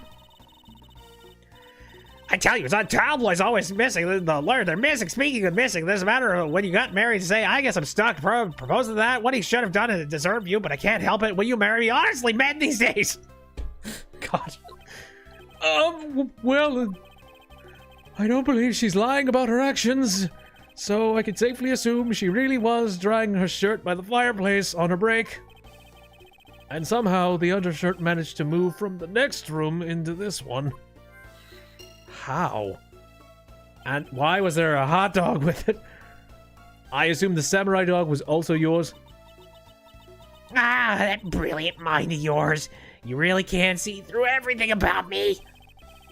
And so the feeling of dread continues. But I suppose I should ask for more details. Again, it's kind of one of those things where it's like, oh, I should. I don't want to, but I should. And that samurai dog was yours, wasn't it? Of course. I'm forever yours, Mr. Hitchy Wedgy Poo. Why, where, how, come on. If you could just stick to what I asked you. Neji, are you and Miss Oldbag? No! You really don't change, do you? When will you learn to take a joke? Anyway, that samurai dog wasn't mine. Those things are a present from the studio, the embassy. A present? The studio bigwigs basically told us to play delivery boys. We were supposed to hand the dogs off to the embassy people and tell them, hi. I had to pile them all into the pushcart just to move them all. Those studio guys should have delivered those things by themselves. Really, Edgy? Right, Edgy? So, did you deliver the samurai dogs to the embassy staff as per your instructions? Hey, Edgy, don't just ignore me and my question. Aren't you gonna stick up for me? Yeah, about that. See, after the show, I went to rest a spell in the dressing room. Rest a spell? I've never heard that phrase. Because of my bad hip, you know? And there they were. Samurai dogs were just sitting on the dressing room floor. Ew. I suppose you had to make preparations for distributing them after the show. Well, if by preparations you mean sampling them as well. Excuse me? No, I tried one and thought they were actually quite good. Sorry, but I just had to find out. I know it was silly of me to think this, but I figured that since they're for a kids show, their taste was probably for kids too. But they were so good I couldn't stop. Before I went back to my room, I just had to help myself to half a dozen or so boxes. Jesus! As I sat there by the roaring fire, warming them and eating them, I thought, this is... You ate 24 hot dogs. Why? What is it now? No, I know. I bet you want a box too, don't you, my Edgy Poo? Well, who am I to say no to you? But I'll only give you one. The rest are all for me. Good God, how many is that? It's one per box, right? I don't know. Looks like the lesson for today is when the Steel Samurai and the Pink Princess take off their masks, they transform into a pair of annoying troublemakers. That's a solid lesson. I have to go look at this. Hold on. Present for embassy staff. This old bag took and ate a few from the dressing. Okay. So now we know that. Anything else? Hey, puppy. He was a much bigger help than I thought he would be. Yes, however, there are a few aspects I don't understand about what he found. In that case, you should keep on investigating until you understand. Now, my subordinate, continue with the investigation. All right, I will. It is with great dread that I proceed to do what I must to solve this case. Right. Can I examine the fireplace now? No, exactly the same thing. I am so super confused about everything. Well, let me take a quick look and stab at some of this stuff. I can't check this. So I guess I have a samurai dog box now. Oh god. Yeah, and then there's this. So, do I have enough evidence that now I could use logic? Oh, yeah, I think so. Smoke from the chimney. Smoke was pouring out of the chimney when Larry thought to climb down. At the time of the crime, Miss Oldbag was warming her hip in the room next door. The undershirt was found in the office fireplace, but how did it get there? Well...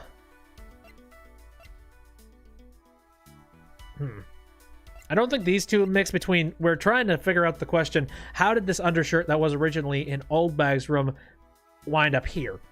That doesn't make a lot of sense. But at the time of the crime, Miss Oldbag was warming her hip in the room next door. Smoke was pouring out of the chimney when Larry thought to climb down it. So I have to make the assumption that these two are connected. Got it. There is no trace of this room's fireplace being used. And your point is? Smoke was supposedly pouring out of the chimney connected to this fireplace. At least according to Larry, this is a contradiction of the facts, is it not? Are you sure he wasn't just disoriented or something up on that roof? There is testimony from an investigator that puts Larry at this particular chimney.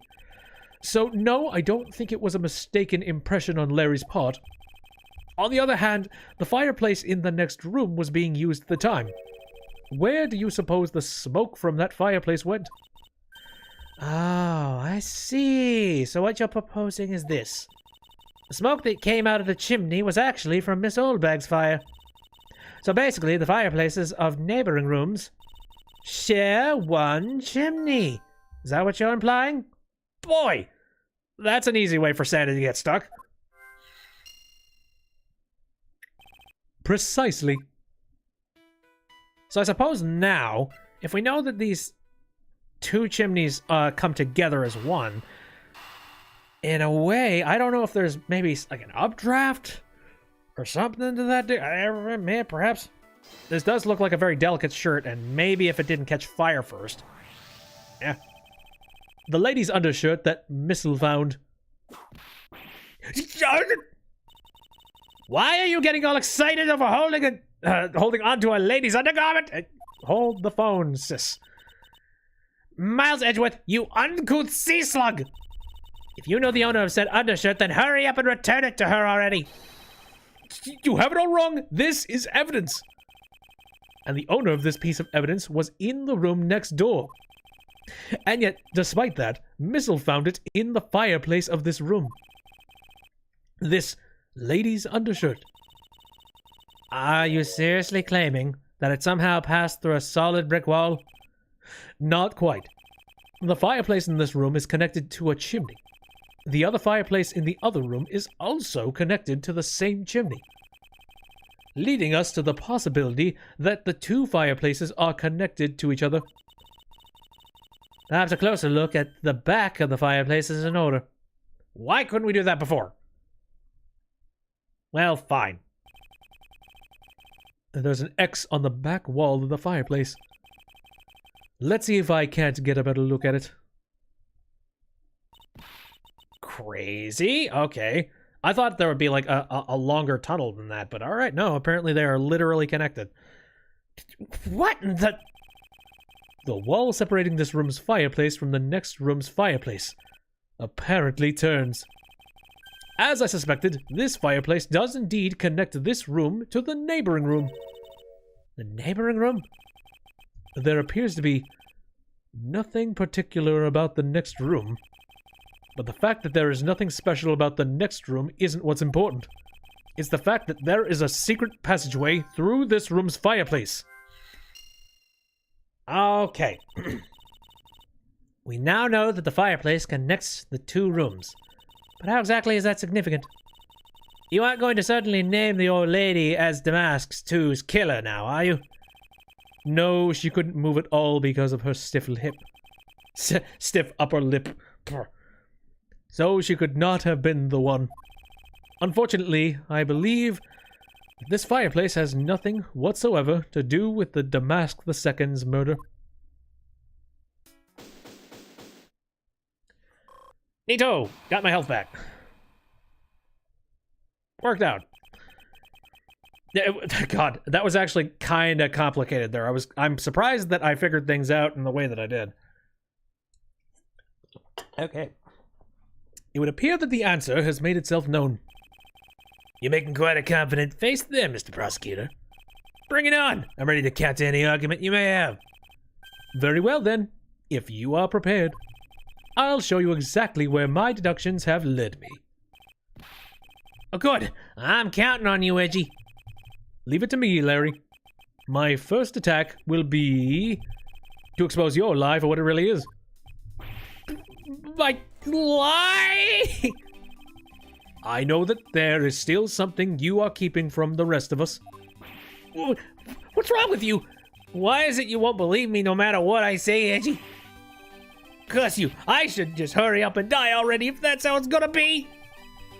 I'll confess to every murder in the whole world and then kill myself. And throw everything into mass confusion. You made some wonderful friends as child, I see. Larry, I only have one thing to say to you.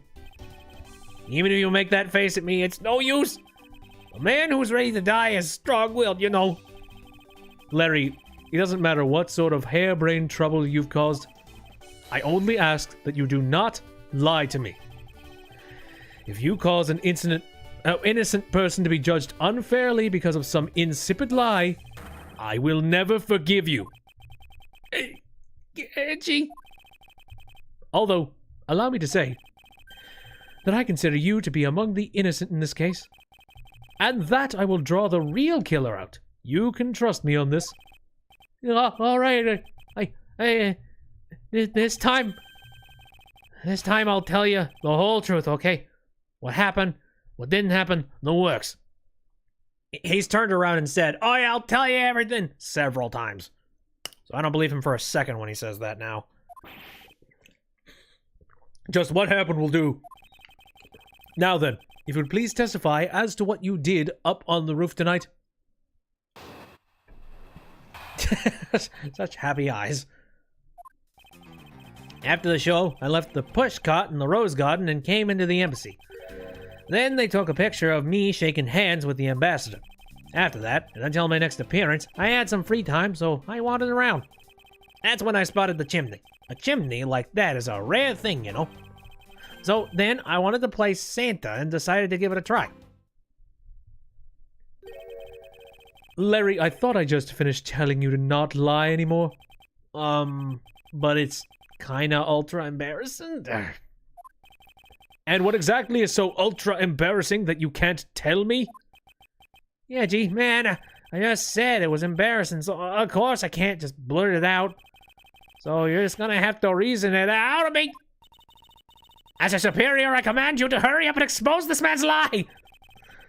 I have every intention to, for I'm not about to let us waste time on such a trifling matter. Okay, I think I know exactly how I'm supposed to do this, but in what way am I supposed to be hitting his testimony? After the show, I left the punch cart in the rose garden. Alright, I'm gonna save real quick. Just so that we're solid.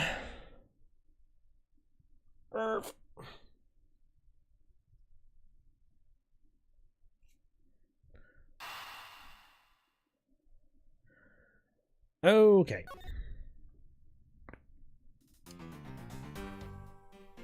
Came to the embassy there. You left the pushcart? Could you please clarify that statement for me? Yeah, so the wheels on the pushcart got covered in dirt from the rose garden. It would have made a mess of the floor inside, so Ambassador Alba said to just leave it. Well, it would be rather impolite to dirty another country's embassy. Yes, relations with the other embassy would be horrifying. Come to think of it, I recall seeing the Pink Princess on my way in the embassy. And what was she doing? Nothing in particular, because she was being carried by some docs on a stretcher. She must have been incapacitated by the pain of her bad hip that she suffered during the show. So I came into the embassy, right? And then they took a picture of me shaking hands with the ambassador. So you shook hands with the ambassador of the Kingdom of Albast, did you? Yeah, can you believe it? I did something really cool for a change. But honestly speaking, there's nothing interesting about shaking some guy's hand. Hey there, are you disrespecting another country and their very own embassy? As someone with roots in this country, I'm feeling nothing but incredible shame at this second. Agreed.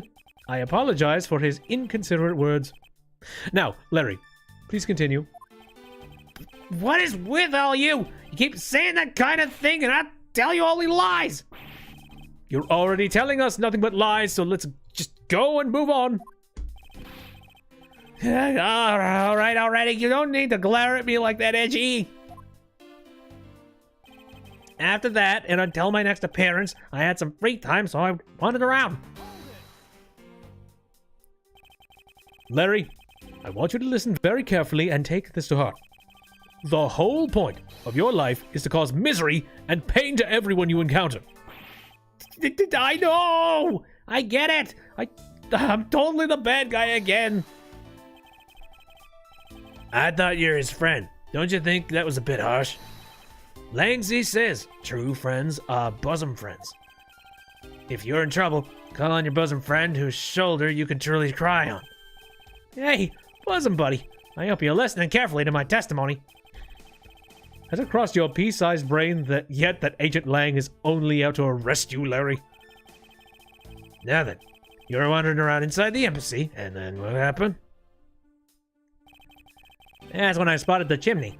A chimney like that is a rare thing, you know. I should hardly think that chimneys are that rare. Agreed, especially since they are a traditional feature of American houses. Plus, many grand buildings have even larger and fancier chimneys. Yeah, but this kind of chimney I'm talking about is the really romantic type. Romantic. A romantic chimney. That's new. A romantic chimney? It might sound kind of silly, but women seem to really enjoy them. And I just had a good feeling about that chimney. So then I wanted to play Santa and decided to give it a try. You suddenly wanted to play Santa? Oh, well, actually, I dressed up as Santa once before already. That was down at Gourd Lake. I'd appreciate if you wouldn't dredge up such unnecessary memories of me. Sounds like you guys share a lot of history. Perk to being childhood friends, huh?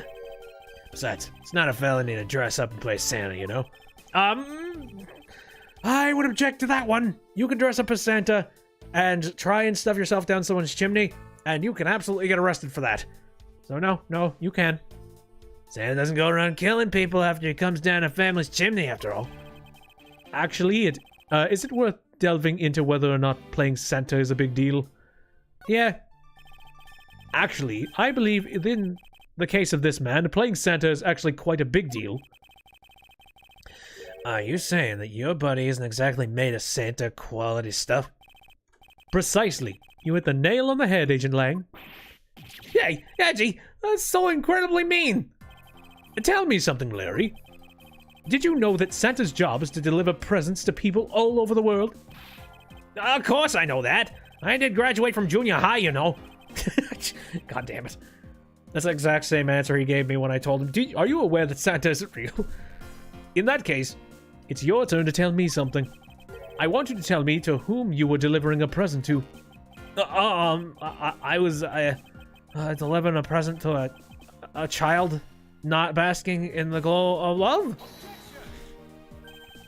That must be the most elegant description of you I've ever heard, but a lie is still a lie. You sure know how to kick a guy when he's down, you know that? In any case, the person you wish to deliver a present unto was most certainly this. Well, I know... Oh god, they're not giving me the option to just say the pink princess. Okay. Interesting taste you have there, Mr. Suspect. Don't spread lies about me! I totally didn't want to see Miss Oldbag so much that I tried to go down a chimney. Phew! I advise you stop right there and you're bashing of a lady. Well, I must admit that I myself hardly ever have the want to run into that lady. However, what if you were misinformed and under the wrong impression? Then what? Define wrong impression. I simply mean that the man before you thought to enter the old lady's room without knowing one very important fact. And that fact is best summed up with this. Okay.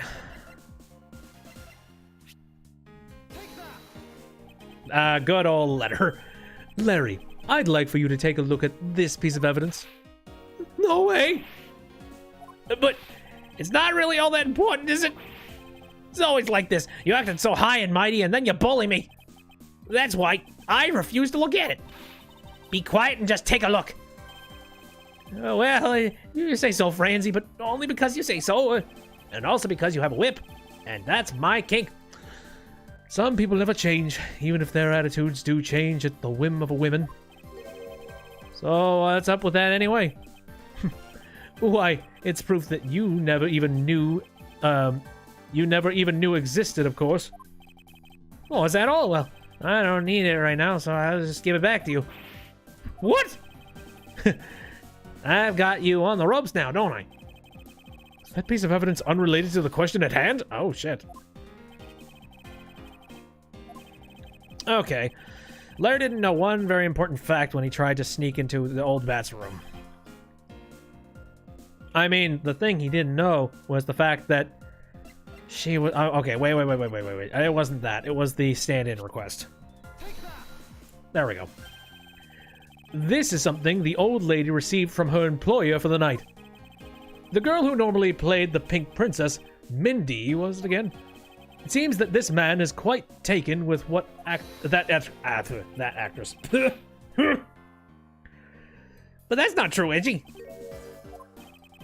She's the one with the hots for me. Right. I just know it. I can feel a sexy beam piercing my heart when she's watching me. Sexy beam, I tell you! You filthy, despicable, inconsiderate, fickle, idiotic, cowardly apparition of a man! You haven't matured at all since we last met. Hey, Mr. Prosecutor. Yes? This guy. He's got bigger problems than just getting involved in murders, I take it. I suppose you could put it that way. Hey, what the heck, man? I don't get you guys at all. Why do you guys have all the... why do you guys all have to make me out to be some sort of bad guy? To return to the original topic, I propose that at least this much has been made clear. Without any knowledge that Miss Mindy had fallen ill, Larry tried to make his way into the Pink Princess's room. That much we know for sure. Yep. Hey, Edgy. Looks like I got the hang of this court thing now. But we're not in court at the moment. Shut up!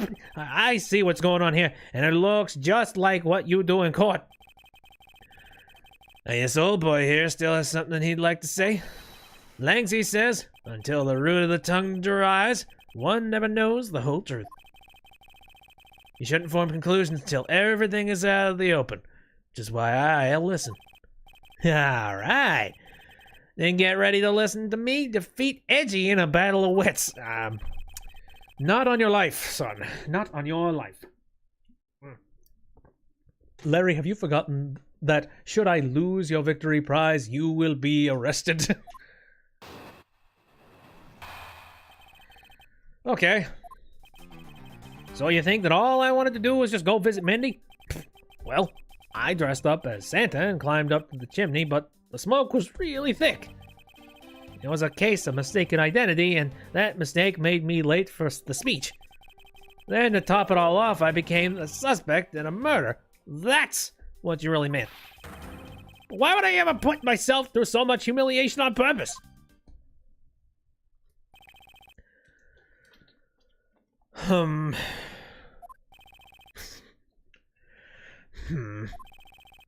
Oh dear. Hey, someone say something! Larry, are you seriously trying to submit this not as a confession, but as testimony? So what if I am? Is there something wrong with that? My claim is a claim is a claim is a claim. Do you have a problem with it? So it was you! You're my stalker! But I should warn you, it doesn't matter what kind of flattery you throw at me. I'm the devoted type of woman who's wholly focused on one man. Long and Edgy Poo is alive. I can't drop an unfaithful. Earlier, I attempted just a tiny weeny bit of love, my dear Edgy Poo, with iPad Save. Completely love Edgy Poo. I'm so inspired. Holy shit.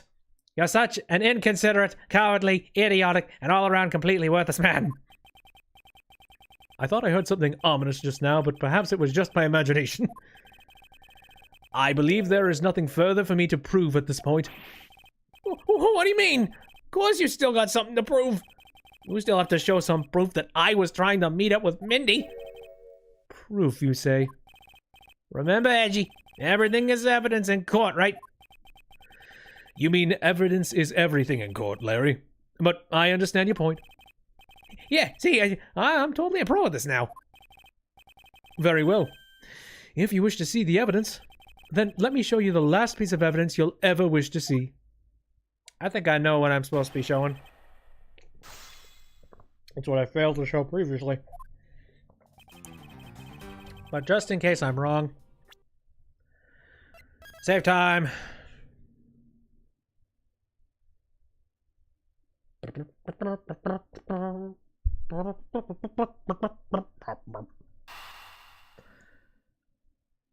Boy, oh boy, oh boy. I cannot wait to move on to the newer games that use save files that are not on cartridges. And ones that just do a lot of autosaves. That's going to be very nice too. Anyway.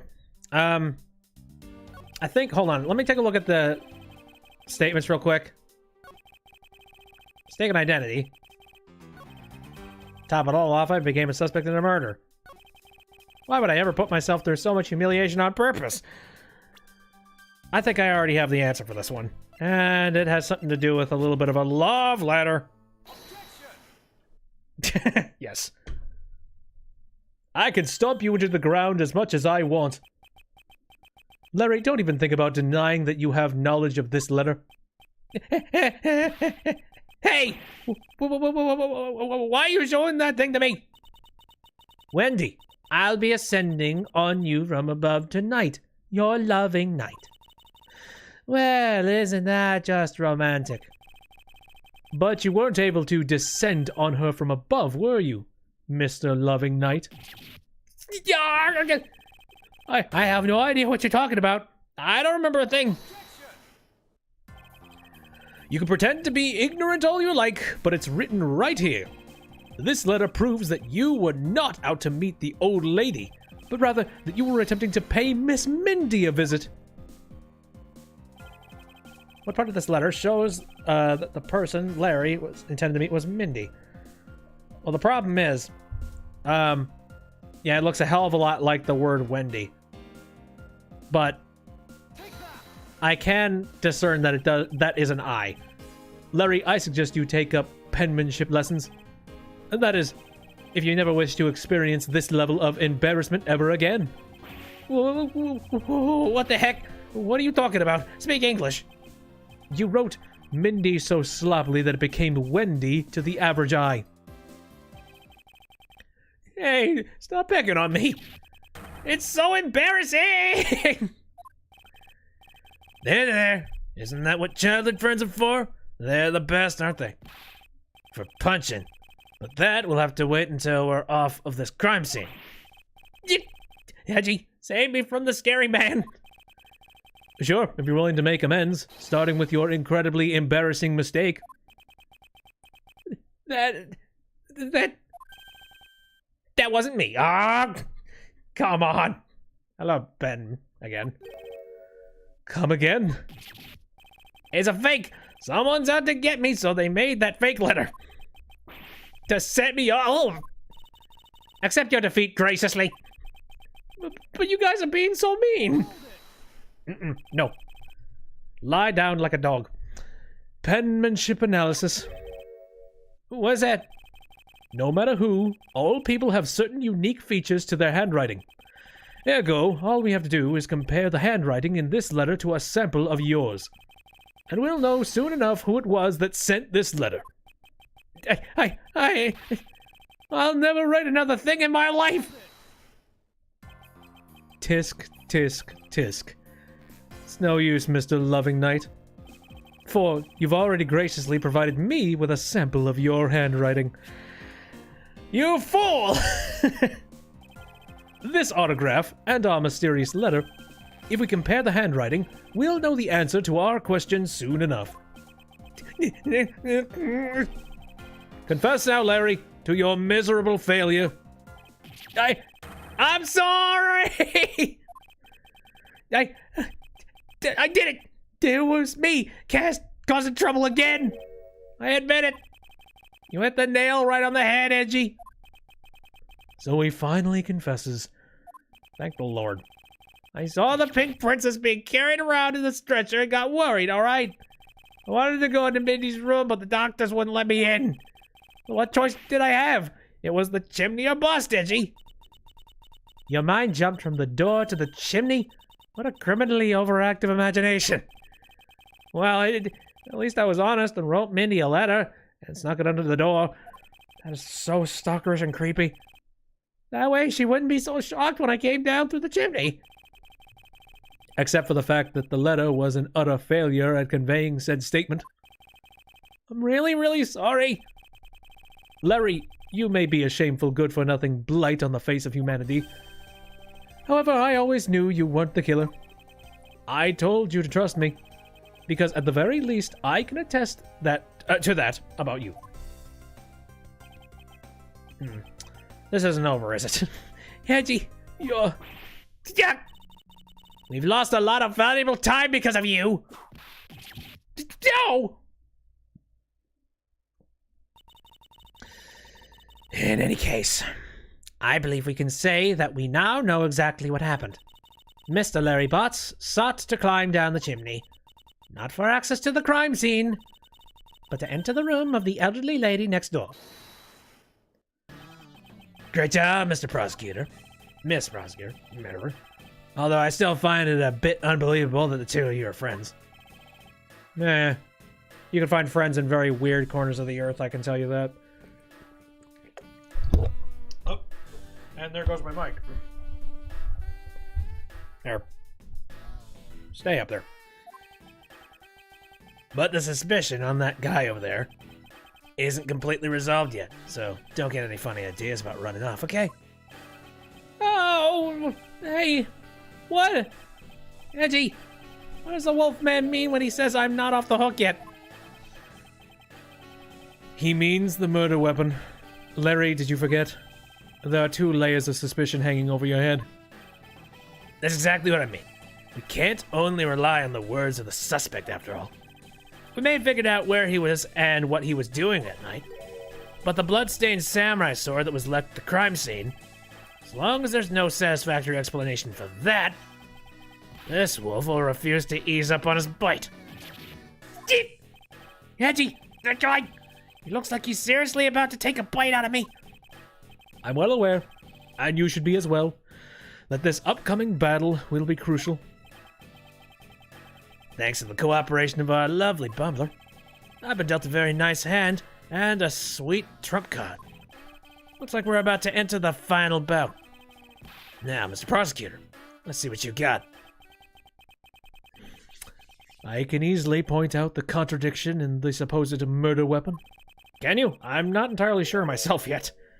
But the real problem for me is figuring out what the real murder weapon is.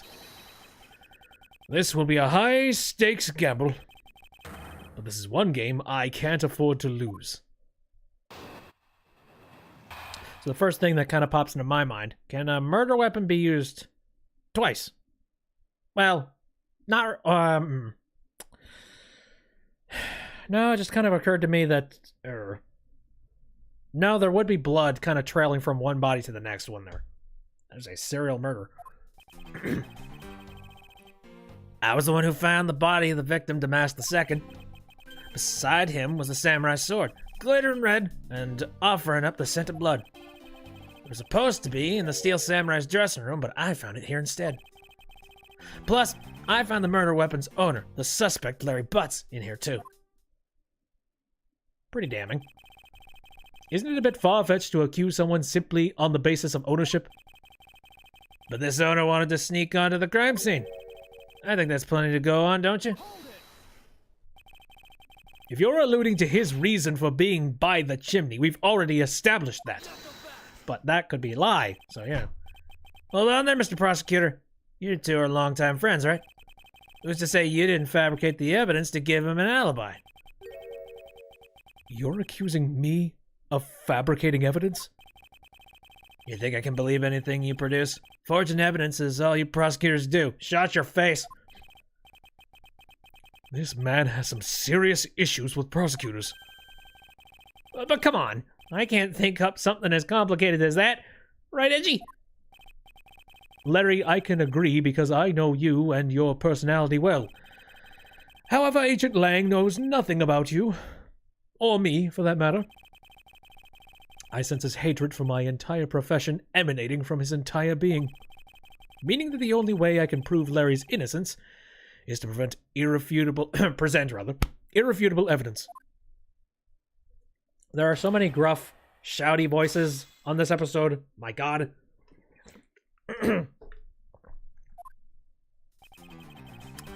I don't know. I had a hard time finding anything that was conclusive in all that. So I'm a little bit worried.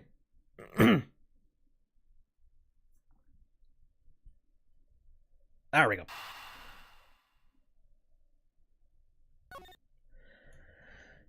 Let's see what we can do here.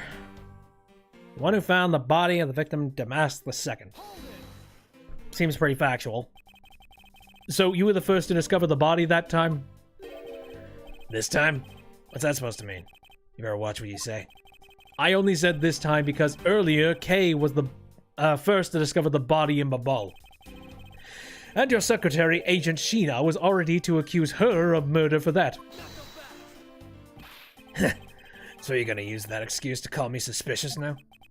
Of course not. I was simply pointing out the usual pattern with discoverers of the body. But in the Babalese case, there was proof that she was holding the weapon, right? Well, in this one, it's a bit different since we know exactly where the weapon is. Beside him was a samurai sword, glistening red and offering up the scent of blood. Excuse me, but glittering red and offering up the scent of blood? Do I have to spell it out for you? I mean the sight and smell of blood, of course. And according to the test, the blood on the sword belonged to the victim. The sword was made to only be used on stage, so it's not sharp. But it is pretty weighty. Certainly heavy enough to beat someone to death with. Which leads me to suspect that the victim was beaten to death with a sword. Beaten to death, huh? This last statement is too important to just let it slip by.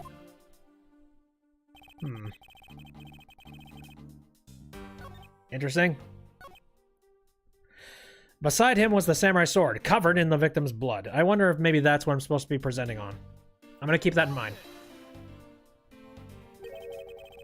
So the sword is covered in the victim's blood? Yeah, the lab results confirmed that the blood on the sword matches the victim. But the sword's as dull as a vanilla envelope. It's just a stage prop after all. The Steel Samurai is all about... Oh wait, hold on a second. The Steel Samurai is all about safety first, so you can't use it like a real sword. The Steel Samurai has spoken. Oh dear, please go away. The Pink Princess also appears to have something she'd like to petition you personally. What the Pink Princess would like to say can wait for the day after eternity. Anyway, the point is that even though the sword is too dull to slice with, it's certainly heavy enough to bludgeon someone to death with. Therefore, I suspect he beat the victim to death with that thing. Not impossible theory. About the samurai sword, have you received a report from forensics yet? They confirmed that the blood on the sword belonged to the victim. All right, but have they confirmed that the outline of the wound is consistent with the weapon? Tell me something. Do you see the dead body right there in front of you? So, if they were conducting the autopsy right now, shouldn't the body not be here? Well, I suppose so. I guess they must still be investigating this room. Meaning that it is possible he didn't know about that piece of evidence's true nature. That piece of evidence. Anything else you'd like to chit-chat about? No? Good. No, let's continue. It's supposed to be in the Steel Samurai's dressing room, but I found it here instead. Larry has already testified that he forgot the samurai sword here. Yeah, I was shaking hands with the ambassador in here and I left it behind by accident. So what? You lied earlier, so who's to say that this excuse isn't just another lie? But I forget stuff all the time. Right, Edgy? Tell him. Why don't you tell him yourself? You see? What did I tell you earlier? No one will buy such a pathetically weak excuse. Yes, well, I know that it's not possible to prove such an excuse as truth. And yet you offer it up as fact? Oh, wait. Putting a little bit of, New Yorker accent in there. And yet you offer it up as fact? You're a worse person than I originally thought. You are free to think what you like. However, I know that Larry is not the killer. Agent Lang, please continue with your argument. I'll expose the flaw in it soon enough.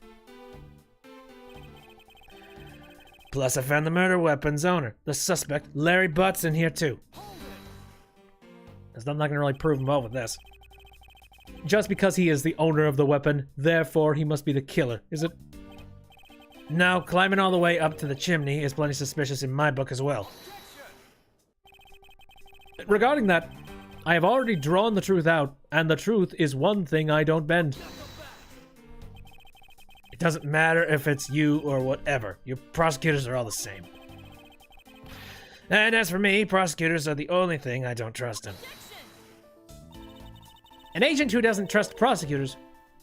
What are you playing at? Sorry, sis. But there are only two things I trust. My subordinates and evidence at the crime scene. Agent Lang hates prosecutors. But as long as he trusts evidence that has been left at a crime scene, then there is something I can show him that he can believe in. It's simply not possible that the samurai sword is the real murder weapon. So I should focus on proving that point to Agent Lang first.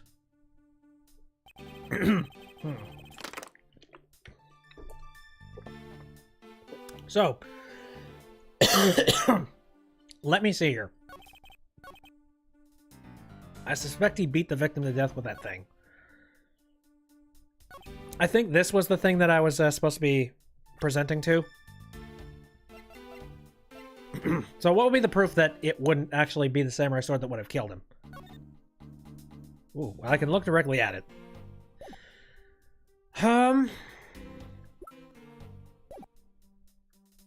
It's a good question. I'm trying. Okay. What would it be? I mean, weapon that that's used on stage. Larry hit it against a wall and bent it. It's hollow. That is a very possible piece of evidence that it could potentially be. But I'm just trying to think here. I don't think it would be the Albastian knife, actually. That said, I mean, the blade, the blood is not exactly on the samurai spear, so I don't think that would have been the murder weapon. I'm having a hard time seeing, like, what the heck am I supposed to be doing? I'm going to press this and I'm going to read it again real quick, just to see if maybe I missed a specific set of words.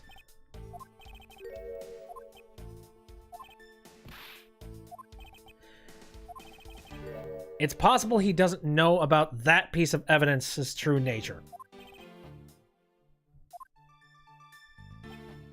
That piece of evidence's true nature. Oh, I think I picked the wrong one. Shit. Shaking the hands with the ambassador, man. Oh, whoopity whoop, come on.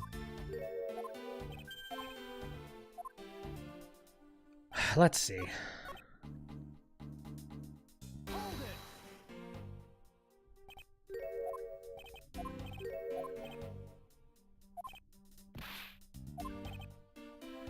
I guess they must still be investigating this room. Possible he doesn't know about that piece of evidence is true. Okay. They're still investigating the room, and they don't know about that piece of evidence's true nature. Specifying that a certain piece of evidence has got an interesting little slimy thing going on. I don't think this would be it. There's Cohen's body. Stab. But the other body was hit on the head. Blunt trauma. Samurai dog. That's the piece of evidence. The samurai dog.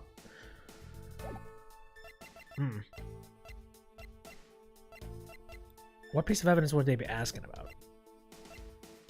Knife handle. Swapped with the real murder weapon's handle. Its blade has yet to be found.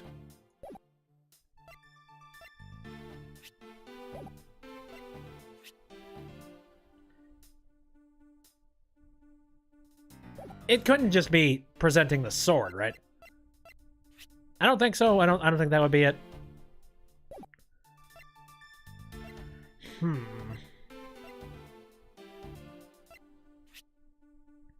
I guess I'm gonna...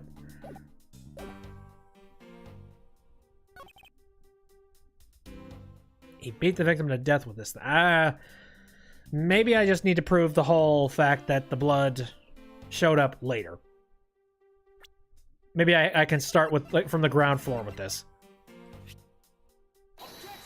Holy shit! I did it! Do you know what this is, Ancient Lang? It's a long spear, right? We used to use those a lot in my country a long time ago. Piercing, mowing people down. Spears are the weapon of heroes throughout history. It's the next most effective weapon after the whip. I think the whip is in a slightly different category. So what's your point? Are you going to tell me that the spear is the real weapon? No. I simply want you to take a look at this section here. Aha! They're props. The way it's bent? Precisely. Apparently a certain troublemaker hit it against a wall in the embassy earlier. And as you can clearly see, the insides of the steel samurai's weapon are hollow. In other words, they're replicas that aren't strong enough to deliver a damaging blow. Let alone the multiple strikes necessary to bludgeon someone to death. And yet, there's not even a dent in the samurai sword. How do you explain that?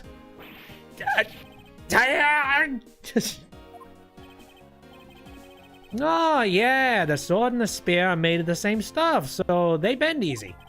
But I wish they make them out of better stuff because the spear got bent. I wasn't able to do my special early summer rain jam move. Man, I got such an earful from the director of the play for not doing it in the show. The Steel Samurai's special move was changed tonight because of him? Oh dear. Oh, now we know about that. Yow! That's more than enough of your whiny whimpering. Now, back on the topic of the spear. Yes, let's return to the real topic of discussion. This is where the real gamble begins. I don't have a real strategy per se, so all I can do for now is let the chips fall where they may. You ruined my favorite character! No, it's totally fine. Improvise, adapt, overcome. We don't need to do the special move. I don't know, it's kind of like if the Power Rangers ended up not doing like the special move at the very end of every episode with the Zord and make... Oh, there's several Power Rangers in several different episodes and several different special moves. I will kill you, Larry. Maybe not necessarily kill him. I would say lock him up in a very, very sad cell. Using guesswork and taking risks in place of real logic is hardly the Von Karma way. It's neither smart nor very clever. Miss Von Karma, as you know, unlike your father, I am not a genius prosecutor. Plus, I doubt his record of a 40-year win streak will ever be broken, mostly because he cheated, the bastard. Edgeworth would kill him. Ah. Does Edgeworth care that much about the Steel Samurai? I don't think so. I think it's just a nice little, oh hey, I like this show. It's very jovial.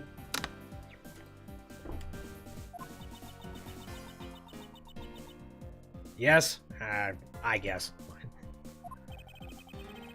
But perhaps it is for the best if it remains unbroken.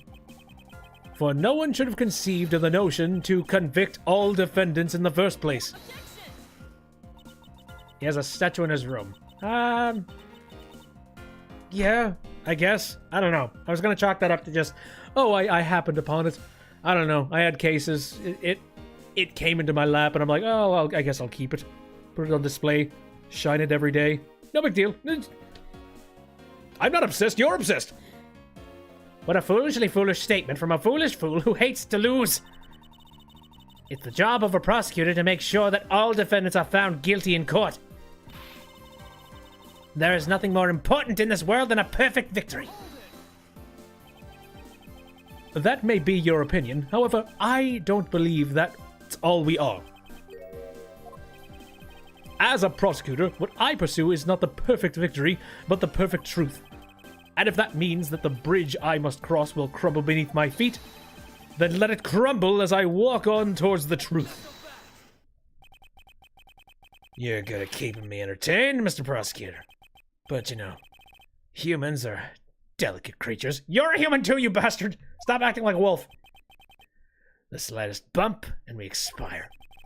I'd like you to consider, if you will, the possibility that the sword was used in such a way that the attack killed Damask II without bending it. Don't think a stab would have worked either, dude. So what do you think of my hypothetical scenario? I think you know what to do here, right? And what you need?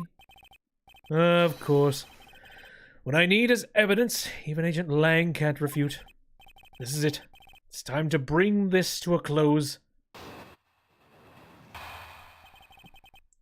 Why, Larry, why? It's possible to use a samurai sword to kill someone. And under those circumstances, it's the only logical conclusion. We searched the embassy, top to bottom, but the victim's blood is only on that weapon. So isn't it only natural that suspicion would fall onto the owner of said weapon? Setups. How long do you intend to cling onto that preposterous theory? As long as I want, because we examined every corner within the walls of this embassy. There's no stone we've left unturned. And we have managed to come up with only one logical conclusion. That the only place inside this embassy with the victim's blood on it is this sword.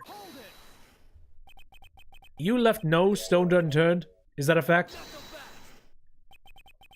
If you got something to say, then say it in the only way I respect, Mr. Prosecutor. Yes, of course. In that case, allow me to make it all crystal clear for you. I have a suspicion that it burned. Whatever the real murder weapon was, I feel like it has burned and dead. But either that or, like I said, maybe one murder weapon was... no, because one of the murder weapons was stabby, then another one was just blunt trauma. Shit. Blunt trauma from a knife. May I inquire as to how you are able to make such a claim, Agent Lang? Langzy says, capable of miracles beyond comprehension, a mysterious creature is man. Rather than man, it's Agent Lang's quotes that are getting increasingly incomprehensible. The human body is a mysterious thing. Even with a toy-like sword, it's easy to kill a man if you just hit the right spot. Ah yes, pressure points. North Star. Which is why I think it's possible to kill with this thing without leaving a dent. But we can only be sure one way or the other by seeing if the wound matches the sword. I know that. But as long as it's a possibility, I can proclaim it as much as I like. And under these circumstances, it's only logical conclusion. But you must know that your conclusion is wrong. Given the circumstances I'm in, the only people I can trust are my subordinates. because they're a much more trustworthy bunch than you prosecutors will ever be. Get your head out of your own ass. And you call yourself a professional. You still don't see, do you, Mr. Prosecutor? You have to earn my trust. And the only way to do that is to show me proof of another possible murder weapon. Another possible murder weapon. In this room, there's only one other thing left. This is going to be a gamble, but I can't withdraw from the game now. You're not going to get me to trust you by the power of your glare alone, you know. Plus, I have other reasons as to why I think the samurai sword is the murder weapon. We searched the embassy top and bottom, but the victim's blood is only on that weapon. The only place where you should find blood was on the samurai sword, or was it? That's right, even with luminol. Which means that there are no other possibilities outside of what I've already outlined. Do I have a problem with Agent Lang's assertion that the samurai sword is the weapon? Why not? If you believe that there is no other door or possibility left to open, then allow me to force one open for you. And how do you plan to do that? By showing you what may possibly be the real murder weapon. The real murder weapon? I hate to repeat myself, but my men have already searched every last inch of the embassy, and they've concluded that nothing else could have been used as the weapon. Knowing these facts, do you still want to press forward with your little hypothesis? Of course. Because it's not possible that your men inspected everything in their investigation. What are you talking about? I don't appreciate mind games, and I don't appreciate when people like you slander my men. I'm not slandering them. I assure you. I'm merely pointing out that their investigative dragnet has a few holes in it. Namely, that there is something your men couldn't even lay a finger on.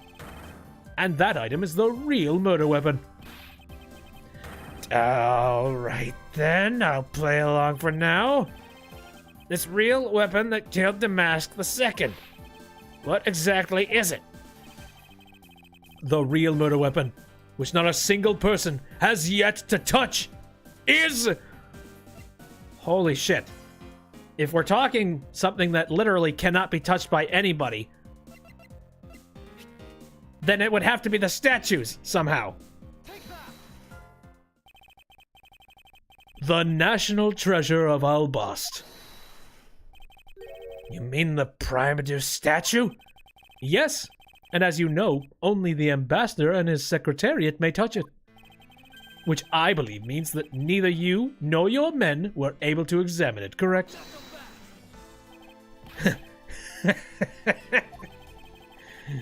You know very well that if we did that, there'd be an international incident between the Kingdom of Albast and the Republic of Babal.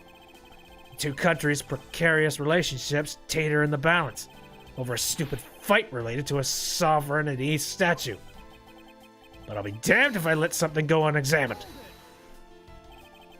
Agent Lang, if you could take a look at this. The direction the statue is facing just before and after the crime are different. And there is only one conclusion I can draw from that. Oh boy. Controversy involved. Go look for Ambassador Alba and get him to give us the okay to examine the statue. Shifu, you can't listen to this infidel's words. He is most desperately trying to trick you. Shifu, please, let's be rational about this. Langzi says, just go already! Yes, sir! Losing your composure, aren't you? Shifu. Yeah. I'm really sorry, sir, but I was unable to convince the ambassador. I was unable to obtain permission for us to examine the Primadus statue. I see. Wait, but then the investigation is at a standstill. Agent Lang, I will go and speak with the ambassador personally. Save your breath. He may act all weak and frail, but that old man's one tough cookie. But I guess you gotta be tough when you're representing the whole country, you know. Agent Lang, what do you want? Let's just hurry up and examine the statue already. Shifu! What about causing an international incident? Quiet! I'll take the fall if I have to later. Agent Lang! The hypothesis is mine, so if someone is to take the responsibility, let it be me! Responsibility? If we're gonna talk in such heavy terms, maybe I should let you. It'd be a real problem for my men if something were to happen to me. Alright then. Let's talk and more investigating. Yay! Luminol! If we want to know the truth, we can't stop here. Action must be taken. Agent Lang, I'd like to run a luminol's, chemiluminescence, holy shit, test on the statue. Luminol test. Good thinking. If the statue is the murder weapon, then some of the victim's blood should be on it. Okay, let's get the forensics team in here. Oh dear! Looks like you hit the jackpot, Mr. Prosecutor. I guess this means that this is the real weapon that killed Damas II. Indeed. But I wouldn't celebrate yet if I were you. This doesn't let your friend off the hook. It doesn't prove that he didn't kill Damas II, so the charge remains. We are hardly done examining the statue, Agent Lang. Knowing that it is the real weapon, I believe further examination is required. You think so? Okay then. Knock yourself out. Let's take a gander at it. Oh, hello. It's got a very nice sword. Oh dear! Now we're going to print somebody. What do we have here? This dirty smudge. Looks like a handprint.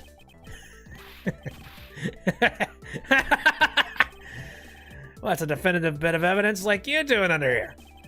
Looks like we've got some fingerprints to analyze. Worst case scenario, these prints belong to Larry. But it looks like it's too late for me to do anything about that now. It probably is somehow. I feel like Larry probably knocked over the statue and he's like gripped it from the bottom. Hey, forensics guy, I want results on these fingerprints ASAP, you hear me?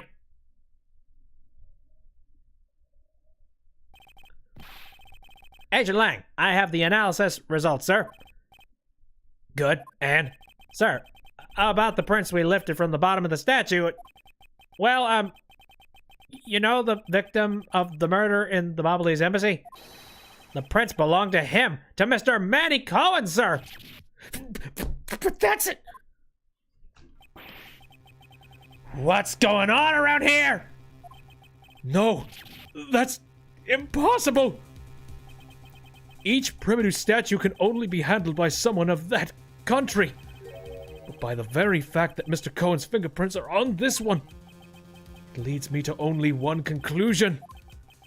This statue is actually Babal's primitive statue.